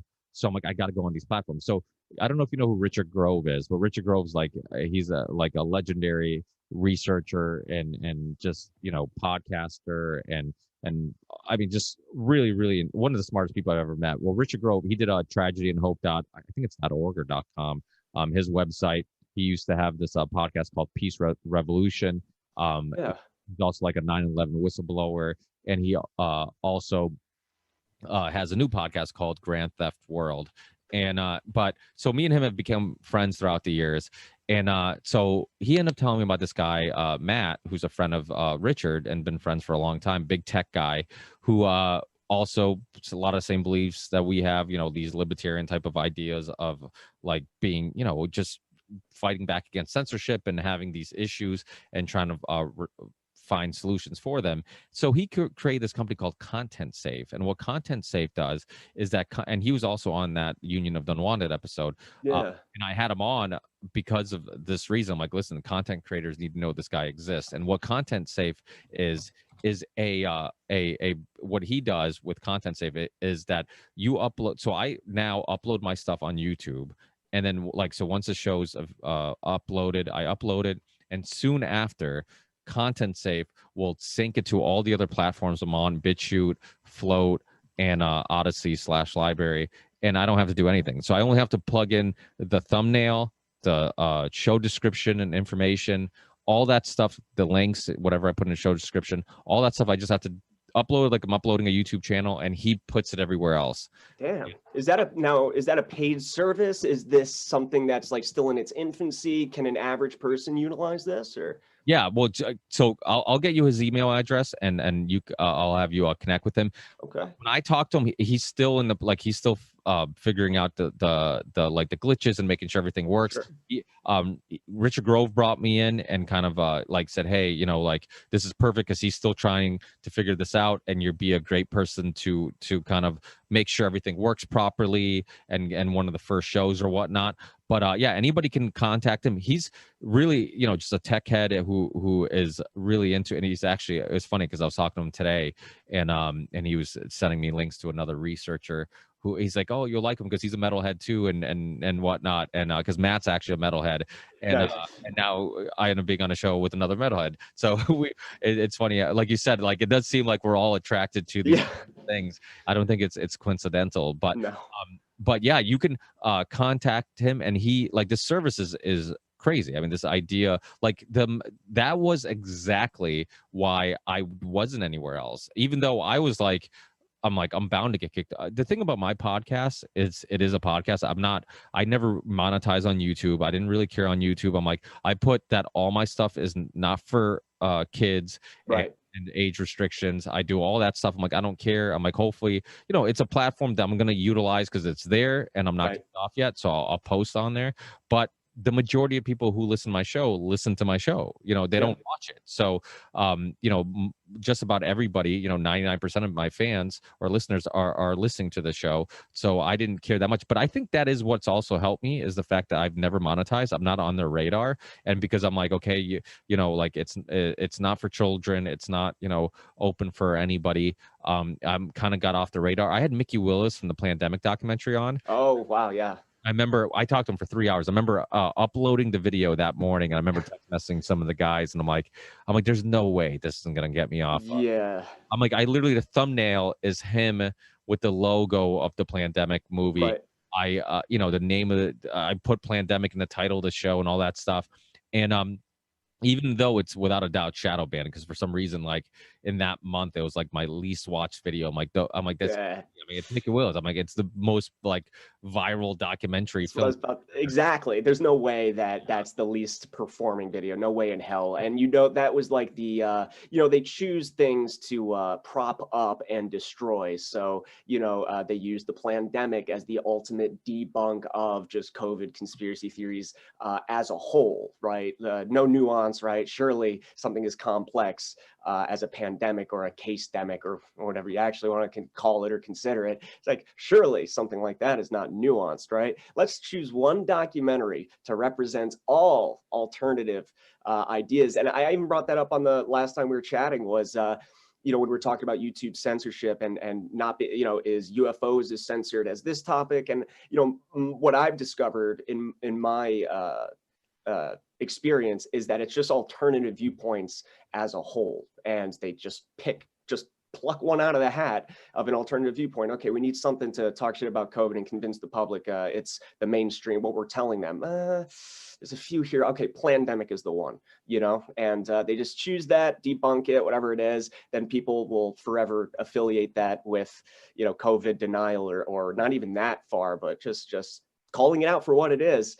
And yeah, no way in hell that didn't do as well. But I learned my lesson with the 2.0 YouTube channel. I haven't monetized it. I don't even use tags. I think a large part of like what kind of screwed me on my last channel was I'm not a Q guy, but there's a lot of good research for the people that are more objective thinkers of that. I don't dislike Q or like the people that follow it, but I'm very cautious about that. I've not been one to follow like a guru or someone that knows all. It kind of sets your parameters, right? It gives you a limitation of what you're looking into. I'd rather freeform it and find info than go off of drops that give me a few names to work with. And like I said, they do great work, whatever, but I put a lot of QAnon tags in there, even if the videos weren't about Q, because I want to make sure to now, whether it's an on purpose thing that Q did or it's an indirect byproduct, but it kind of really effectively split, the movement in half, almost a straight up 50-50, right? Where it's like those that believe in Q and those that don't, right? and now Q has taken over the Pedogate research, which I'm kind of butthurt about that, honestly, since being there from the original threads. Like, I was there early when people found the food language in the emails, and then, you know, I was like, fuck that, you know, that's not good enough for me. But you build and you build, and you're like, holy shit, there's something to this. And you get Q on the scene like a year later, and it's an umbrella for everything, the cults, the satanic ritual abuse, right? Because you have stories like you said, the Franklin scandal. By the way, only book I ever had to put down for a little bit. That was just truly, truly disturbing. It mentions elements of that, but many people don't see that beyond Q. It is now forever a Q product that he had invented. Pizzagate never existed on its own with its own provable merits. Satanic ritual abuse, which is risky, but there's repeating themes over years. I mean, even dating back to the ancients. I mean, with the sacrifice, everyone talks about that's mainstream. Just people don't believe that it's in the modern era. And mind you, you know, it's very difficult to find proof of that. But then you have incidents like the Finders, or excuse me, Finders too, but the Franklin scandal, and that is something that, like I said, adds the foundation of, okay, that's what these people are talking about. I never even heard of that story. I think, honestly, it's better to discover them as separate elements, because now everyone, it's under the QAnon umbrella. And not only did it divide people, but it served as the perfect takedown mechanism. And a lot of people still don't see that. And again, I'm not anti whatever, but these are my criticisms as someone that really, truly focuses on the Pedogate side of things, and truly in my heart believe there's merit to it, at least to the basic allegations, right? There's some wacky stuff that goes on, and people sometimes take it too far. And I'm not in agreement that you can't judge someone on symbols alone. You just can't make that jump. There's far more there, and it's just sad that now it is a QAnon thing. It's nothing else, right? We weren't talking about it before Q, and nobody realizes we handed them the label they've been trying to pin on us forever. They tried it with the alt-right to capture people with like these libertarian or counterculture, because now it's counterculture to be on any aspect of the spectrum of the right wing. I mean, I was an ultra lefty before this, and I still have beliefs that probably overlap with them, but they've been mobilized to hate me. I didn't want to believe it at first, but it's not on a level of reasoning. You know what I mean? It's an emotional thing, which they're exploiting on the left-hand side of things, you know? And it's like someone, I don't know, I guess I'm not outright someone that would be perceived as a loony, but it's like the QAnon tag has been great because, hey, you know, slap a label on them, alt-right didn't work, fake news, well, Trump co-opted that, shit, thought we had him on that one. QAnon, there we go, perfect. Wow, he just came out of nowhere, and he includes everything. Perfect, we'll use that. Put a gun in a guy's hand, QAnon, right, shoots mafioso or whatever that story was. Oh, they're violent too? Bingo, time to run the news, you know, about that. And finally, they shifted us into a domestic terrorism bracket. That's what they wanted. QAnon people are prone to domestic terrorism, at least in the eyes of like the FBI, as they've stated. It's very dangerous. So you can believe it and follow it. That's perfectly fine. But you can't deny that there's been some byproducts of the advent of Q that has been risky, you know? Well, the funny thing about the Q thing is, well, like you said, that is linked to the pedogate thing, where now you can't talk about pedogate without talking about Q and vice versa. And which, you know, it's not even the same thing. I mean, a lot of us, when we're talking about Epstein or the Franklin scandal or the Finders or whatever, I mean, Q wasn't even a thing at the time yet, you know. So it's, you know, it's weird that it's linked. And in some way, like you said, there are some positives, because some people who got caught up in the whole Q thing, like, it's motivated them to go down those rabbit holes and kind of research that stuff. Yeah.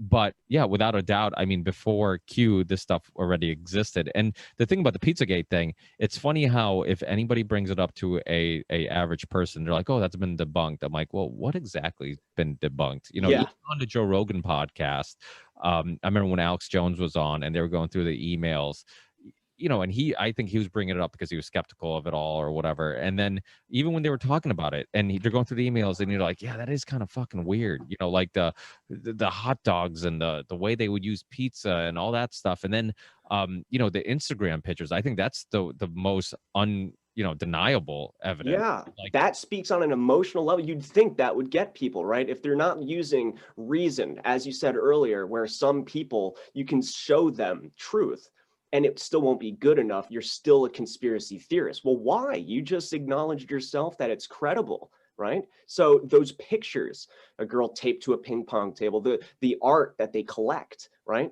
And I like Mouthy Buddha's point on this. It's like at one point, it's not necessarily the artist's fault, although there is a level of like suspicion you could level against it. But that's precisely why they exploit that, is the subjective nature of it all. Oh, it's just art. It's not me, right? Because then it's the equivalent of shitting on someone for their taste in music or their taste in movies, as we discussed earlier. Oh, that's just his taste in art. A little weird, but I literally have no basis of criticism aside from I disagree with your taste. Now, it actually speaks more to the collector than it does an artist that's creating it. And you'd think that would get people, that on a visceral level, children being depicted in terrible situations. And for some reason, it still didn't do it. And I was there for the debunk and the narrative in live time. Like at the beginning of Pizzagate, there was two things going on before the discovery of Comet Ping Pong. We were looking deeply into Haiti. We were talking about Jeffrey Epstein, Little St. James, being geographically quite close to that location. So Epstein was, and even before that, I mean, he's on the radar since obviously 2007, Sweetheart Deal. And as you said, these things have existed. The Finders Cult, the Franklin Scanner, years past, Fox Island. And so the average person doesn't know that. And now Pizzagate is the first thing we could get into the mainstream, right?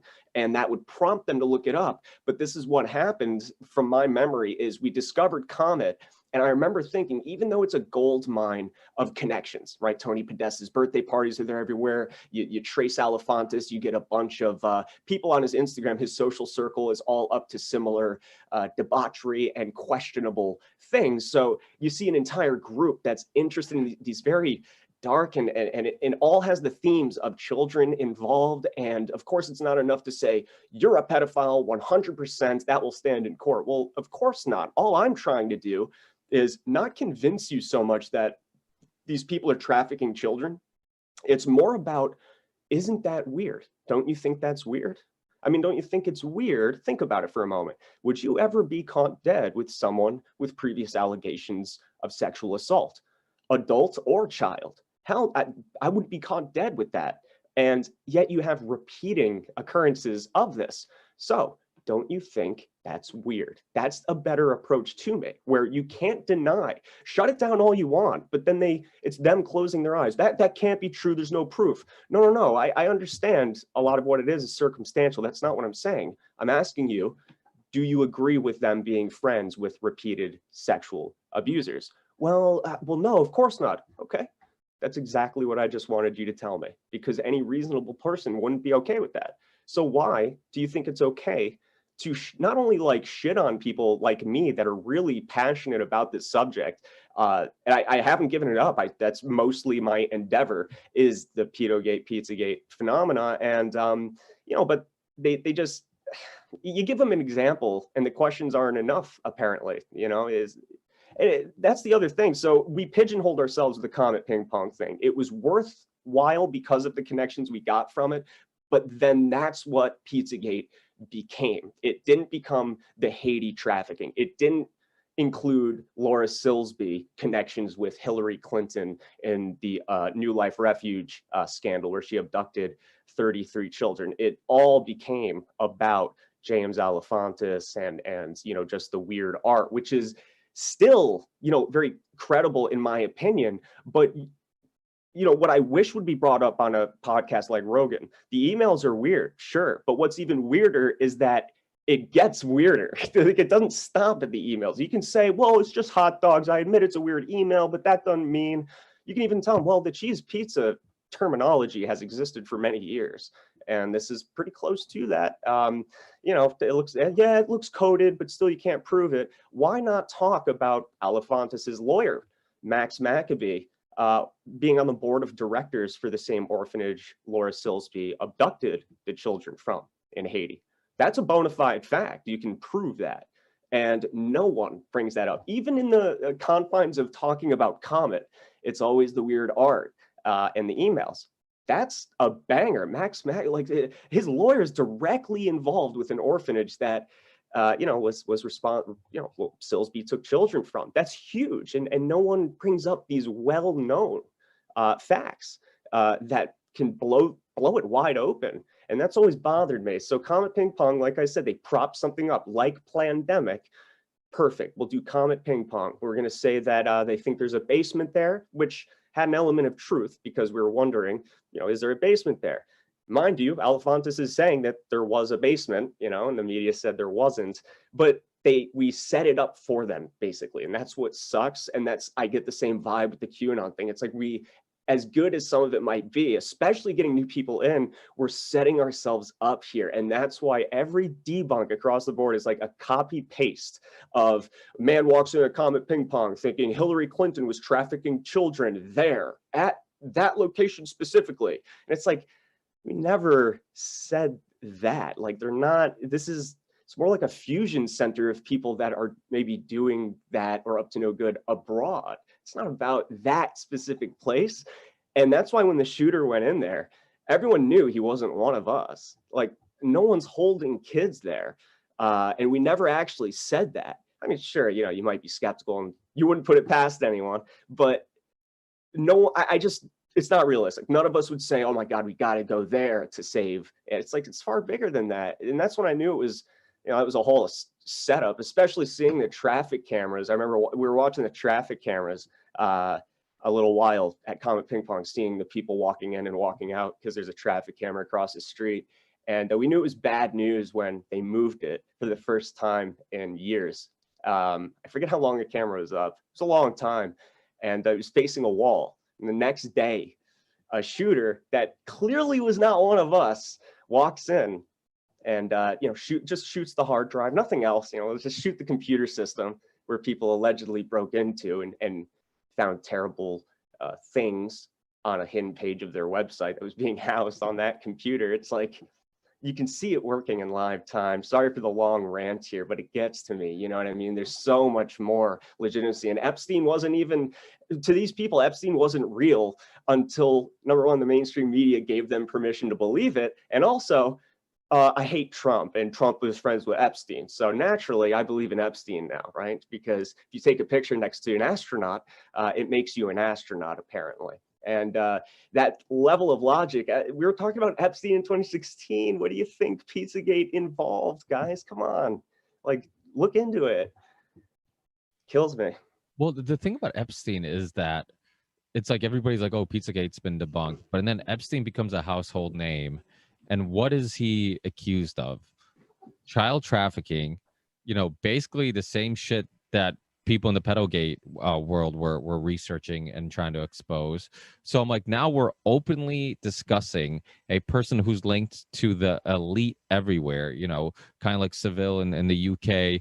Yep. Same type of idea where this guy is linked to the elite that everybody must know, that these things are going on. It's same thing with like Weinstein. Like after he gets locked up, everybody's like, yeah, we kind of knew. I thought that if you murder somebody and I'm there and I witness it and I do nothing and I don't turn you on and I don't go to the police, I'm equally responsible. Yeah, you might as well be a murderer at that point. I agree completely. So all these fucking people who keep saying now, like, yeah, we kind of knew and didn't say it. There's a interview with Tom Hanks. I think he's talking about Weinstein, where he's just like, he like kind of indirectly says like people in Hollywood kind of knew what was going on, and I'm just like, well, and you guys did nothing, because nothing at all. This is just I had Matthew Valente on. I think his name was Matthew Valente. He was one of the producers. He was a Hollywood attorney and one of the producers of the documentary Open Secret. Oh, right. And and same thing in Hollywood. I mean, it's an open secret. Like, kind of everybody knew what was going on. Everybody knew these things were going on. Underage kids at these parties and whatnot. So it's just like, to me, it's like, well, there's enough evidence to prove that there's definitely some of this going on. Why is this idea of Comet pizza, or the owner of the pizzeria who's also linked to all these other powerful people, and has politicians and powerful people eat there and hang out there. Why does that seem hard to believe? Like, why is the line drawn there? It's like Exactly. how much information comes out, because I'm like, listen, now that Epstein is a household name, and literally it's like public knowledge that the elite, Bill Clinton was on his plane, how many times, and without Secret Service and all this stuff, and I'm like, there's all these elites linked to this guy. Like, there's no conspiracy theory that it should be too hard to believe. Like, if this is possible, right, a guy who is linked to pedophilia, to child trafficking, and hangs out with all these elite, from Bill Gates, who he lied about when he knew him, and how well he knew him and all this stuff, to Bill Clinton, to whoever. Like, if this is possible, like, why the fuck don't you believe the next thing I tell you? Exactly. It kills me. Yeah. It's insane, because I never in my life would have ever imagined someone of the caliber of Jeffrey Epstein ever being brought to justice, and not even just being arrested, but becoming a mainstream news narrative that doesn't disappear. And then actually his last name becoming a verb, sort of like being Arkancided, or like a Clinton kill list. He just got Epsteined. It's in the public. It embedded itself in the public consciousness, in culture. It was more than a meme. It was more than just long news coverage. It forever drilled itself into the brains of the public. Every normal person that knows me, because I live in a fairly small town, and I've gotten messages about Epstein specifically, and commenting on how I was talking about similar things back in 2016. So my point is like, it's one thing if you would, I'd be surprised if someone, just to use Alefantis as an example, if he got arrested, right? I would never expect that, but I'd expect it before someone like freaking Jeffrey Epstein, who, by the way, his partner, Ghislaine Maxwell. This is the route to verifiable fact. As I said earlier, how high of a building can I build on truth only? That's where you get into the tippy top. These people are so powerful that if you were to arrest them at an inopportune time, it would, like a small skirmish between countries and proxy forces would break out. Like, that's the level of like people, like we're talking former prime ministers of Israel, former presidents like Bill Clinton, people like Bill Gates. He's had Stephen Hawking on his island. But not only that, Ghislaine Maxwell's father comes from, well, he's a super spy. He was a double agent. He worked for Mossad. He had involvement with KGB. Provable fact. That is just on record. So even if nobody believed it, and now they're interested because Epstein's mainstream, those are allegations that are you'd consider absolutely crazy. Because notice, even with Comet Ping Pong, if we're talking about the shady art in the emails, that's even miniature compared to saying, oh yeah, well, our dad, these people are pedophiles, they're spies, they're running a blackmail operation, they have private islands, and submarines are involved, and they spoke at the United Nations. That's like light years further in reality than what we're talking about in this one little subsection. And it not only becomes proven, but it inserts itself into the public culture. And you mean to tell me, like you said, you're going to draw the line and say, but it's just art. It's like, these people are all connected. There's a reason they buy islands next to each other. There's a reason they have private planes and yachts, and they focus on the water so much. The water, it's very desolate out there, right? You make an island neighborhood, you all have yachts. I mean, Peter Nygaard, recent arrest too. He had the whole thing. Ancient Mayan themed island, private plane, yacht. Oprah, friends with Oprah, friends with Bush, Poppy Bush, the big guy, and all the people that have gone down. This is the way I word it, is they're never going to come out and say Pizzagate is real. What they're going to do is they have to rebrand it before they release it.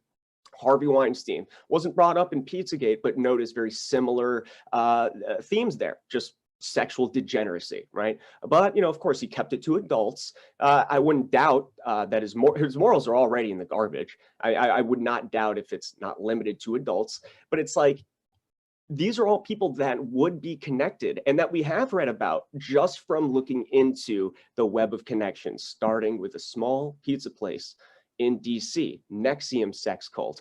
They look at that. You notice they name them like this is separate. John of God is separate than NXIVM. Epstein is separate than. It's like, no, they're not at all. The same people visiting John of God, who is a Brazilian sex trafficker and has just horrible allegations against him. Baby farms, we're talking non-paper orphanages, basically. Sell the children, but not on paper. It's not through official channels. Oprah is the one that made him famous. Well, the same people that fly on Epstein's plane, Naomi Campbell, for instance, she was with John of God. So this web of connections noticed the patterns that are on record. John of God gets arrested. Well, you could take Marina Abramovic, the girl that's spirit cooking with the blood and that gross stuff, friends with Alefantis. She was pictured with John of God. She did little healing rituals with him. Bill Clinton is rumored to have used John of God as a spiritual guide.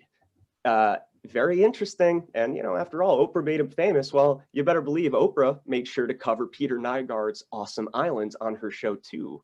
And like I said, guys, can I prove that these people are trafficking children? Well, no, but isn't it interesting what bad luck Oprah has to just be repeatedly surrounded by demons? Interesting, It's incredible. They just rebranded. Pizzagate isn't real, but Epstein, NXIVM, John of God, Harvey Weinstein, yeah. Well, even the Penn State thing. I mean, yes, it was another one that was an interesting story, because I think it was a district attorney or somebody who was investigating it prior to becoming public knowledge, and they just had this mystery disappearance where they couldn't find him, and then they end up eventually finding his car with like the laptop there, but the laptop had its hard drive missing. Right. And all these mysterious, you just look at the history of mysterious deaths. That's why the whole Seth Rich thing, like people are like, oh, I'm like, that seems that hard to believe. I'm like, really? I mean, look at Michael Hastings. You look at just Gary Webb. I mean, you get to go to the DC Madam, like just so many mysterious deaths where it's like, okay, how many of them are going to happen before you're like, okay, this isn't a coincidence anymore? It's exactly. Some people can't be fucking red pilled. It's crazy. Yeah, and it's like there actually does get to a point, and I'll be damned if you can ever make them understand this, but they become the conspiracy theorists. To repeatedly deny something is true when it's right in front of their face. I mean, they're the ones that are doing mental hula hoops. They're doing full-fledged dances to try and find a way to make sure, nope, not in my reality, as if it's everything. You're the conspiracy theorist, and you don't even know it. So that's the Epstein stuff and everything you just brought up is, believe it or not, the path of least resistance. Just come to terms with it. I know it sucks, but it's out there, it's real, and nothing you can do. You can whine and moan about how we talk about it and maybe take things too far, if you want to argue, which some of us do. You get to crazy talk when you get into this sometimes, and you can't deny that the crux of it is true. I didn't ask it to be that way. Like I said, I used to laugh at this actively and make fun of people that would believe it. I laughed at my friend. He told me that. He's like, dude, I think pedophiles might have a lot to do with the movements of the world. I think a lot are in power. I said, that's ridiculous. You know what I mean? And at the very least, I just went back to doing kick flips. I didn't even bother looking it up later. You know what I mean? And I hit him up as soon as I got acquainted. I said, dude, you might have been right. Like, I'm sorry, I apologize. Yeah, but it's just easier. It's there, man. You ever see a documentary Tickled? What was that? You ever see a documentary Tickled? No, I've heard of it though. I remember that popping up a little bit. I haven't seen it though.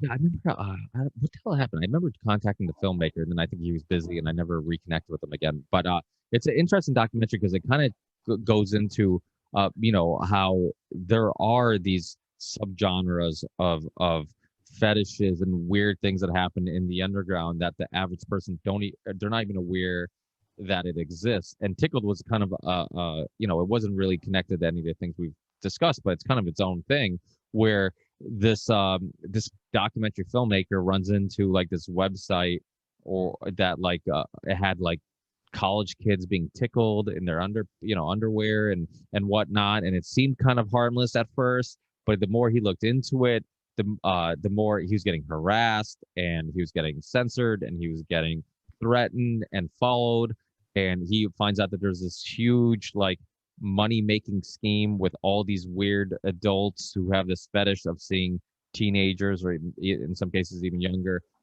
being tickled. It's like some mild PG child porn thing, and these college kids were being would be given money and be like, hey, and college kids are perfect, or high school Right. because they're broke. So it's like, hey, we'll give you some money. All you have to do is tickle each other in your underwear, and nobody will ever know about it. And it's just for personal use and all this stuff. Right. And eventually, if anybody talks about it, then they'll put out the video publicly and humiliate them. That's interesting. So it's even got a little bit of a blackmail element too. That just really brought that full scope for me, because that is I completely forgot. Number one, I completely forgot about this documentary, but I have the trailer playing muted over here on the side just so I can see it. And I remember this trailer actually. And number one, watching it, I actually wouldn't have thought it gets to that point, what you had just mentioned. But that actually overlaps very well with the research I had been doing, where I began to notice that actually. And, I didn't think it was particularly new, but I also didn't see it brought up in circles of people that are looking into Epstein, like these bona fide examples. There's a very gray area in this sexual fetish abuse type of thing where I see it frequently. For instance, you can go back to, if you remember the big YouTube scandal where there was just a trove of terrible shit on YouTube. I was very deep into that. And Alphagate?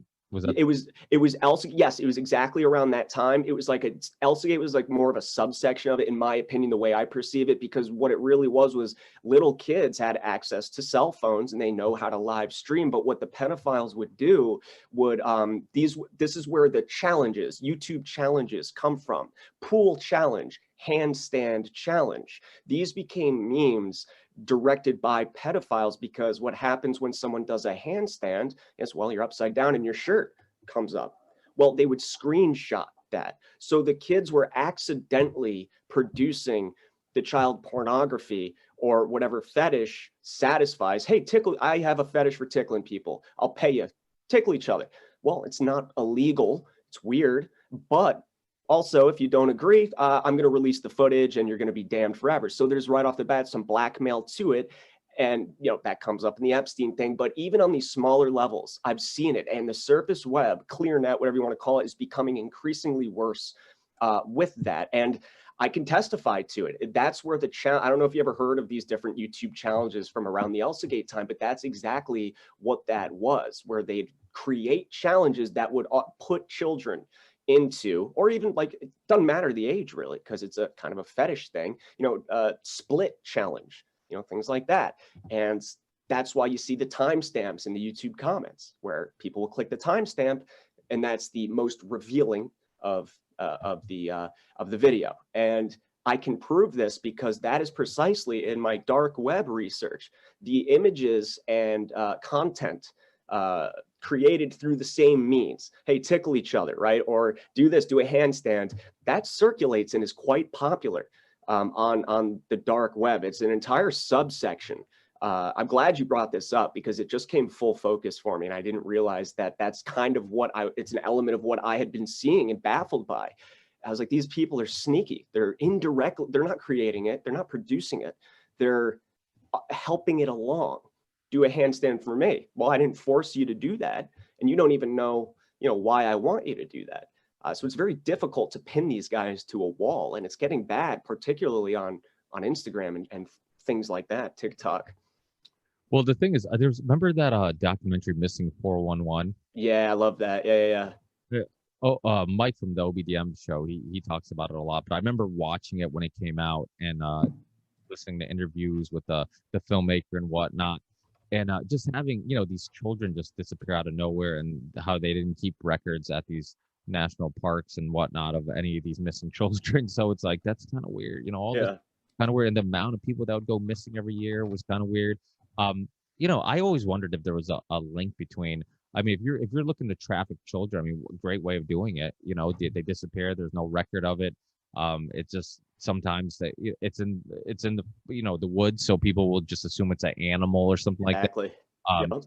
So you know, and there's all these things seem to be linked in some way or have some type of connection. I mean, it's same thing with the girl, the British girl who went missing in Portugal, which I knew about quite a bit because I'm Portuguese, so like my parents always watching Portuguese news. It was a big deal or whatnot. Sure. You know, some people talking about the sketch of the person that they saw looking like Podesta slightly. Oh yeah, Madeleine McCann, right? Is this? Yeah, I know exactly what you're talking about.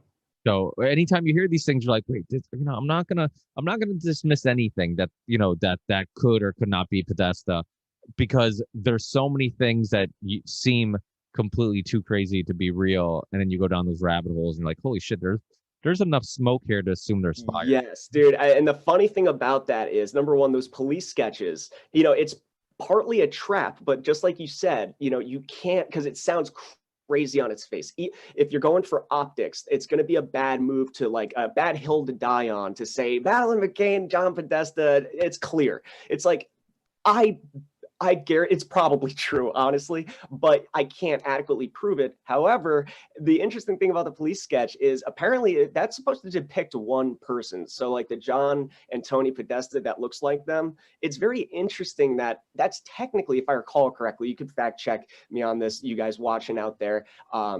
It's been a little bit, but I believe that was supposed to depict a singular suspect, but how interesting that it comes out very close to John Podesta, but most importantly, Tony Podesta, who has a distinct mole on his face, but the police sketch actually featured the mole on the wrong side, which would kind of be following the tune of eyewitness testimony. You remember a mole, not so much on what side of the face, especially if, well, given the context of abduction. I mean, you're not exactly paying attention to people's birthmarks or whatever, but just interesting that it's like, draw the suspect, and it comes out as two extremely shady people, not for like white collar crime, not for anything else. Child sex crimes, just a fascination. Oh, that painting there, children bound up, children in a swamp, dead. That's my type of art. Like, go figure. And the most fascinating part of that thing here is, and again, I don't want to drive people to say I'm 100% a believer in this, but I like these this is what keeps driving me to do this, these funny little coincidences. The only emails missing from John Podesta's emails from WikiLeaks is the 1 week time frame of Madeleine McCann disappearing. The only emails missing. You can fact check that, but they're all consistently from, chronologically, except a gap of 1 week. And interestingly, the whole Ghislaine Maxwell had a Reddit account thing. There's even more evidence that coincidences that you would believe. She grew up in Maxwell Hill Manor. That was her Reddit name, was Maxwell Hill. Her birthday adds up. Maxwell's, the Redditor says, I forget what they're talking about. It's something about like, I think it might have been about, what was it, the conjunction with Jupiter or whatever it was that just recently happened. They were saying, the world's going to end when that happens. Just banter on Reddit. And she's like, too bad, but my birthday's after December 21st. So that really narrows it down. So this Maxwell Hill person on Reddit has a birthday that is later, is between December 22nd and the end of the month. Well, Ghislaine Maxwell's birthday is Christmas. It's December 25th. So that's interesting. And lastly, the only gap, this person was a power mod, by the way. They drove, Reddit, after all, is the front page of the internet. It influences things widely, right? A lot of memes come from there. It just drives things. The world's news front page is huge. And that's my point. And that's what she had full control over, not only as a moderator, but I think this person, because we don't know, they're the ones that racked up like the highest amount of karma, where that's how you upvote threads. You get more karma if you post something that gets upvoted. More upvotes, more visibility for those that don't browse Reddit. So this is no small feat. And we're talking about dozens of posts per day for years, save for 3 times the account stopped posting. One of those days was the day Ghislaine Maxwell's mother died. The second gap in posting was when Ghislaine Maxwell visited the Reddit party with the Reddit CEO. Now, going back to what you said, oh, we all kind of knew Harvey was up to no good. And we just, well, that's actually what the Reddit CEO said on Twitter that she deleted that tweet for. She said, yeah, when Ghislaine Maxwell showed up, we were all kind of like, who invited her? Well, what? Oh, okay. So you knew that. You knew? She indirectly admitted, yeah, we all knew, but she deleted her tweet. And it's so funny that the gap in posting for number 2 is Ghislaine going to a Reddit CEO party that then follows up and says, oh yeah, everyone knew who invited her. It's such a mystery. And then finally, the third gap in posting of Maxwell Hill is the week Madeleine McCann went missing. Very odd, So it's just like, I love these little coincidences. It just gets me going, man, where it's like, I don't know. Life is more fun when there's mysteries involved, even if it's super dark stuff we're handling with. I don't want to live in a cut and dry world. But yeah, sorry to rant about that. I had to bring that up because I forgot about those police sketches, but I had to mention that side of it with the Reddit thing too. And and the last time they ever posted was Maxwell's arrest. They haven't posted since. Never posted again. Interesting, man. I think that is what makes some of this stuff interesting and fun. That when you uncover stuff, it is kind of exciting. Like it is like, holy shit, like my assumption is correct. Like there's all these links and you find out this and you find out that. And, when you find some like really unique discovery, you're like, holy shit, like this person's friends with this person or that person wasn't here when he was there. And it's just like, you can kind of, you feel like a private investigator. You feel like, detective, Yeah. And I think going back to how I started this, the crowdsourcing of the information and how I said I was still, I was apathetic. If there really is an all powerful group out there, they're not leaving anything for us to find. Well, that was me and a lot of people that are still uninitiated or write this off. Never doubt, never underestimate the stupidity or the ability to simply mess up that a human being has. Never underestimate it. These people operate on such a cultural level. I mean, oftentimes they come from families that have not lived the normal life of a person for generations. They're completely insulated from the normal workings of society. It's the same reason, just pulling one out of that hat here, that Pelosi thinks that $600 might be enough for people that have been absolutely destroyed and may never recover from what's going on right now. But $600 will do it. Well, I mean, that's not enough for rent for a lot of people. Like that's not enough, just on paper, but in their world. And you can argue this is just semantics. You said the wrong thing, but I'm just going to prop that up as what I'm trying to illustrate here is the idea that these people are so disconnected that they may very well consider themselves separate, like almost a separate species. They have tastes that aren't like ours. And often this is where I think pedophilia does play a part. I truly believe the fetishes idea and these things that exist, there's shit out there that you've never heard of. There's people that really do just really enjoy people tickling each other. I guess, just name it. It's out there. And to think that like these people operate on a completely separate sideline society where pedophilia might be more normal to them than you would ever know. And it's not just about pedos, but it's just interesting when you view it from that perspective, as they may consider themselves separate. Forget exactly where I was going with that, but yeah, they're sidelining us in some way. Remember that horror movie Hostel? Yes. So for people who haven't watched it, it was a horror movie with people being tortured, or I think they were going missing. Honestly, I don't remember how it went about. But basically, what was really intriguing about it was this idea of like people going missing and then being tortured, and then come to find out it was a business where they, if you're a super rich, wealthy person, they can make any fetish you have come to light and make it reality. So if that means like below torching a little child's face, as crazy as that sounds, that's what you could pay to do. And so that movie was always intriguing to me because it was always the way I've kind of thought of the rich and powerful, like this idea of like, okay, when like you were saying, they're detached from our reality. Like $600 to them, it's like, it doesn't seem like they don't give a shit about $600 or any money to give to the average person, because they've never had money issues. They've never been tight on money. They've never stressed about how am I going to pay my bills, or I'm behind on bills or whatnot. So, the average person, you and I, we've all had those anxiety attacks and those stresses in our lives. They don't. They're beyond that, where they've had every single thing they could think of material wise that could bring them some satisfaction. They've done it. So it doesn't bring them, like to go back to metal, one of my favorite quotes growing up was "Satisfaction is the death of desire." It's an album by Hatebreed. Yeah. And that quote was always really important to me, because it's like, yeah, man, like it seems simple, like a simple concept, but it is this dilemma we have where we are satisfied that desire is gone, but desire is what keeps us wanting something and what motivates us in many cases. So you think of somebody who's had every satisfaction, where they've lost desire for just about anything that would bring us some type of satisfaction.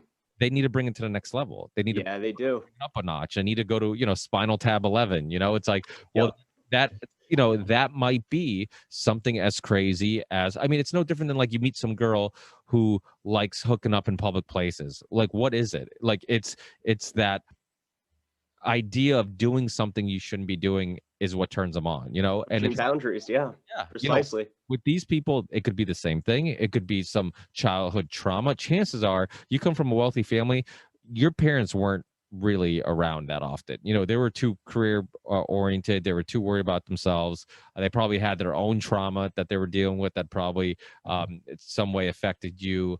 And you could be and this is something, it's funny. I brought this up a few times on the podcast. I actually brought up with Nick Bryan, I believe, and I didn't get the response. I think I brought it up with Whitney Webb too, because I think it's important to see things from all perspectives, and even if that means seeing things from the perspective of a monster that you dislike and hate, and I brought this up, and immediately I got like kind of pushback, like, no, I don't even want to see things from that perspective.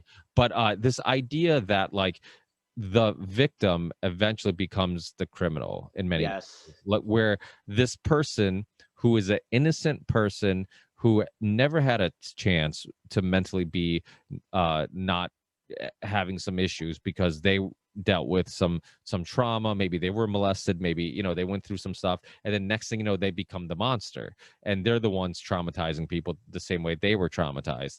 And so it is one of those things where it's almost like humanizing somebody that you hate and you see as a monster, and people have.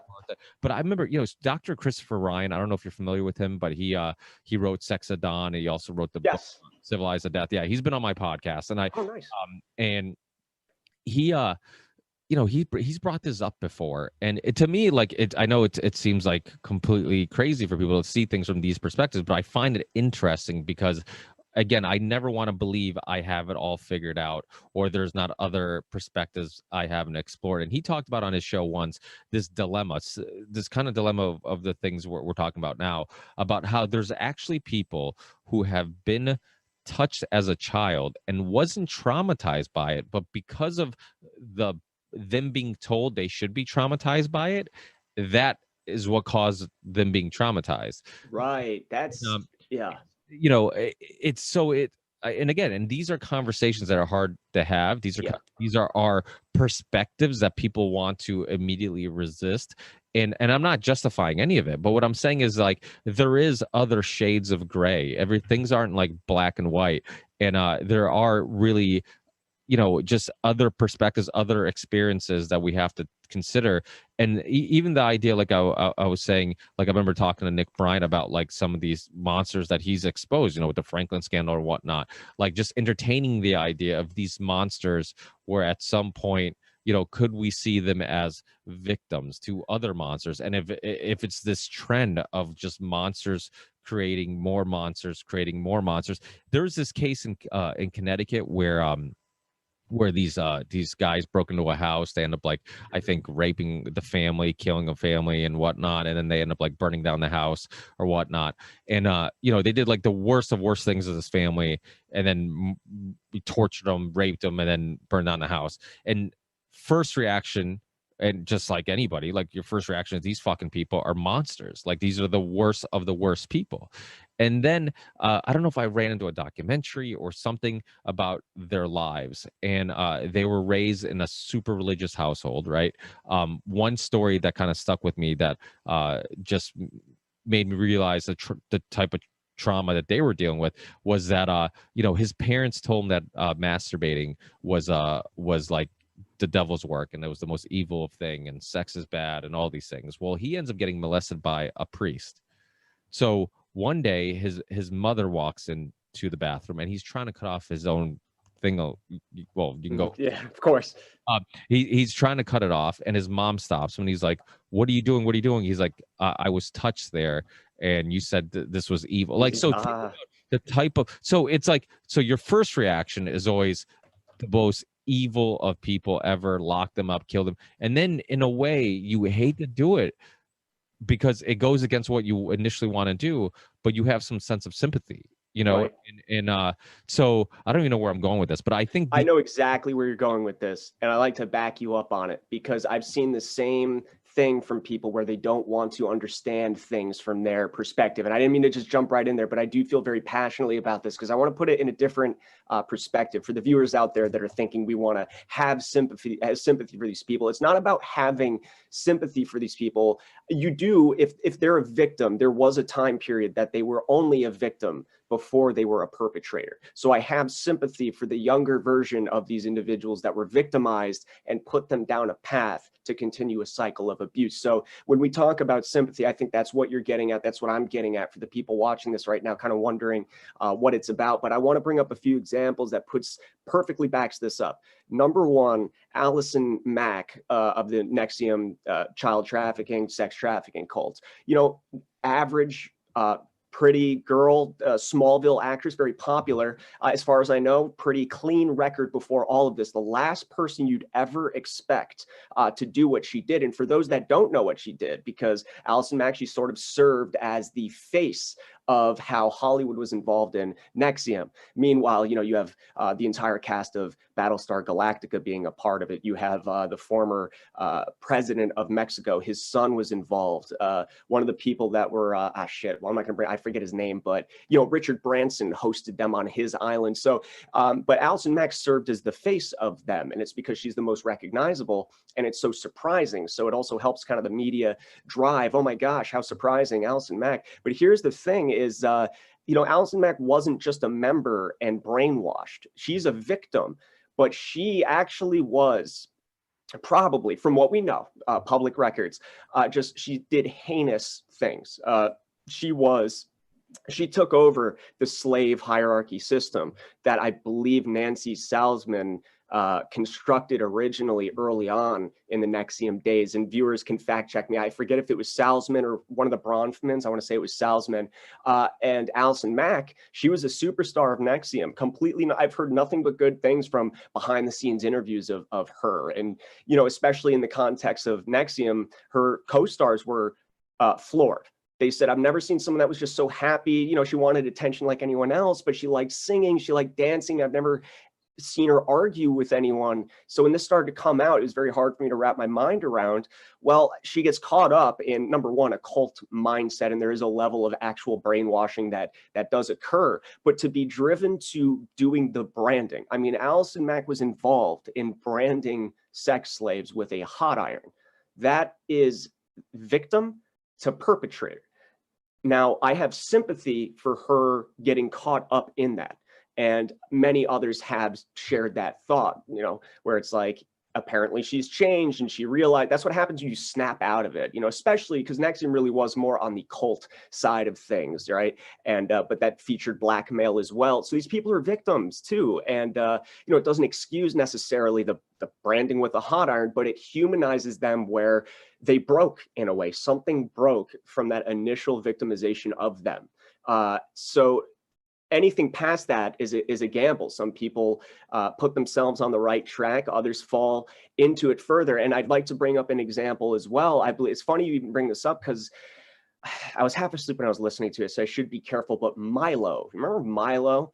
I believe I was listening to his piece with what's his name, Jordan Peterson, and I just put it on the background, and he's the dude that initially kind of justified, because he had an encounter when he was very young, and he kind of justified it on, I don't know if it was Rogan's podcast, where and a lot of people looked at that as him underestimating the damage that had been done to him, this and that, but I believe he might have said something along the lines of like, I handled it well at the time. And it wasn't until like the blowback and all of this where I started to realize exactly like the implications of what I said. So I don't know if exactly it was the after effects of everyone pounding on him that traumatized, but I think that was the vibe I was getting. Once again, viewers, double check that. It's the Jordan Peterson Milo interview. And by the way, I'm not like a huge fan of either. I just threw it on because I didn't know they did that. Plus, I want to see how Jordan Peterson was doing. I haven't seen him in a while. And yeah, I thought that was interesting. And my third point, dude, just to back this up, it's useful if you're a researcher, if you're into this, if you are someone that digs for the truth, doesn't matter how you do it. If you cannot manage to put yourselves in the shoes of some of these people, the things that we're trying to show you as being true or probable becomes more difficult. So if you can't put yourselves in the shoe of someone who has everything in the world monetarily, you won't understand the thirst for power, the thirst for the taboo. You cannot reconcile with the fact that people may very well do heinous acts in the context of a party with lobster tails and champagne, right? But this is a different world. You have to put yourselves in their shoes to understand. That's so far away from my experience, but someone will think abuse, it happens in basements, it happens in the far reaches of, the corners, the hidden sides of, people's personal lives, because all we're given is stranger danger propaganda and, the creepy uncle, when in reality, there's people out there like Harvey that are clinking glasses at the elites of the elites gatherings, where they may very well share an interest in these deranged predilections. But if you don't go so far as to envision yourself as someone that strikes gold and becomes all powerful, you won't be able to acknowledge what we're trying to say, because that's what we see. It's very hard to believe that these people are that caliber. They're not abusing kids at these parties. That's where Bill Clinton is in attendance at that party. It's like, yeah, but think about that for just a moment. You're around people that have everything, and they're not going to be satisfied. They never are. If you reach the final rank in Call of Duty, right, and there's nothing else to unlock, you start trying to throw C4 on helicopters and do challenges and fun shit. Knives only this round. Like, I got to do more. No more ranking up. So I got to fill in the blank with something different, and that's where it comes from. So yeah, I'm glad you brought that up, because it isn't about having sympathy for the evil of it. It's about understanding the motivations which therein shed light and help us spread this information as being a realistic part of reality. Yeah, I think understanding, it's always been something I attempt to do with myself. It's my motivation to research things and go down certain rabbit holes, or just look into things I'm not too familiar with. It's constantly understanding. So why would I stop, like you said, why would I stop here? And why would I not attempt to understand where they're coming from, or the psychology of it, or the psychology of the trauma, or whatnot? To me, it all helps us better understand what's going on and what we're researching, who these people are and what they're dealing with. So I do like these tough discussions, because I think some people will stray away from, because they are taboo, or they can get some negative feedback, because people don't even want to entertain the idea of even wasting a moment to understand people that they think are monsters. And yeah. But it's no different than, like, I tell my wife, it's like, when you disagree with somebody, having the conversation is always productive, even if you still agree to disagree, because I might be way over here, you might be way over there. At the end of that discussion, we might not be meeting in the middle, but we're a little closer, and we at least have a better understanding on why you feel a certain way, or why you think a certain way. So, and you're right, it was Milo on the Joe Rogan podcast that got him in trouble. It was something that he said in regards to that on there, then it kind of blew up. And similar to yourself, I also listen to a lot of discussions with people that I don't agree with 100% of the time, but I just like exploring people's ideas. And I remember Stefan Molly, who, he's another one who every once in a while I would entertain some of his work and listen to it. I disagree with him on a lot, but I like, I still, if somebody has some type of ideas or intelligence that I respect, I can still disagree with you. I not even to say that I respect him, but just saying that, he's he has some really interesting perspectives and things to say. And if I disagree with him 99% of the time, I think it was Rogan who said, like, even a dumb person can say something really smart sometimes, Exactly. And take that thing that he said, and don't put it through the filter of, oh, well, that's a dumb person or that's so and so. No. If he said something that vibes with you or has merit, that's all you need. If you don't like an album fully, but only tracks 5 and 6, well, you still like tracks 5 and 6, even though you kind of don't like the whole band. You know what I mean? It's the same idea. You got to be able to do that. And if you don't, I think there's a blind spot then that puts you at a disadvantage for those that are into the same things we are. You do have to be willing to acknowledge that. Yeah, there's a lot to learn about people that you can even actively dislike, but they have a good take on fill in the blank. And it's like, you'd be worse off maybe if you didn't hear this person's take on whatever topic it is, even if you actively dislike them.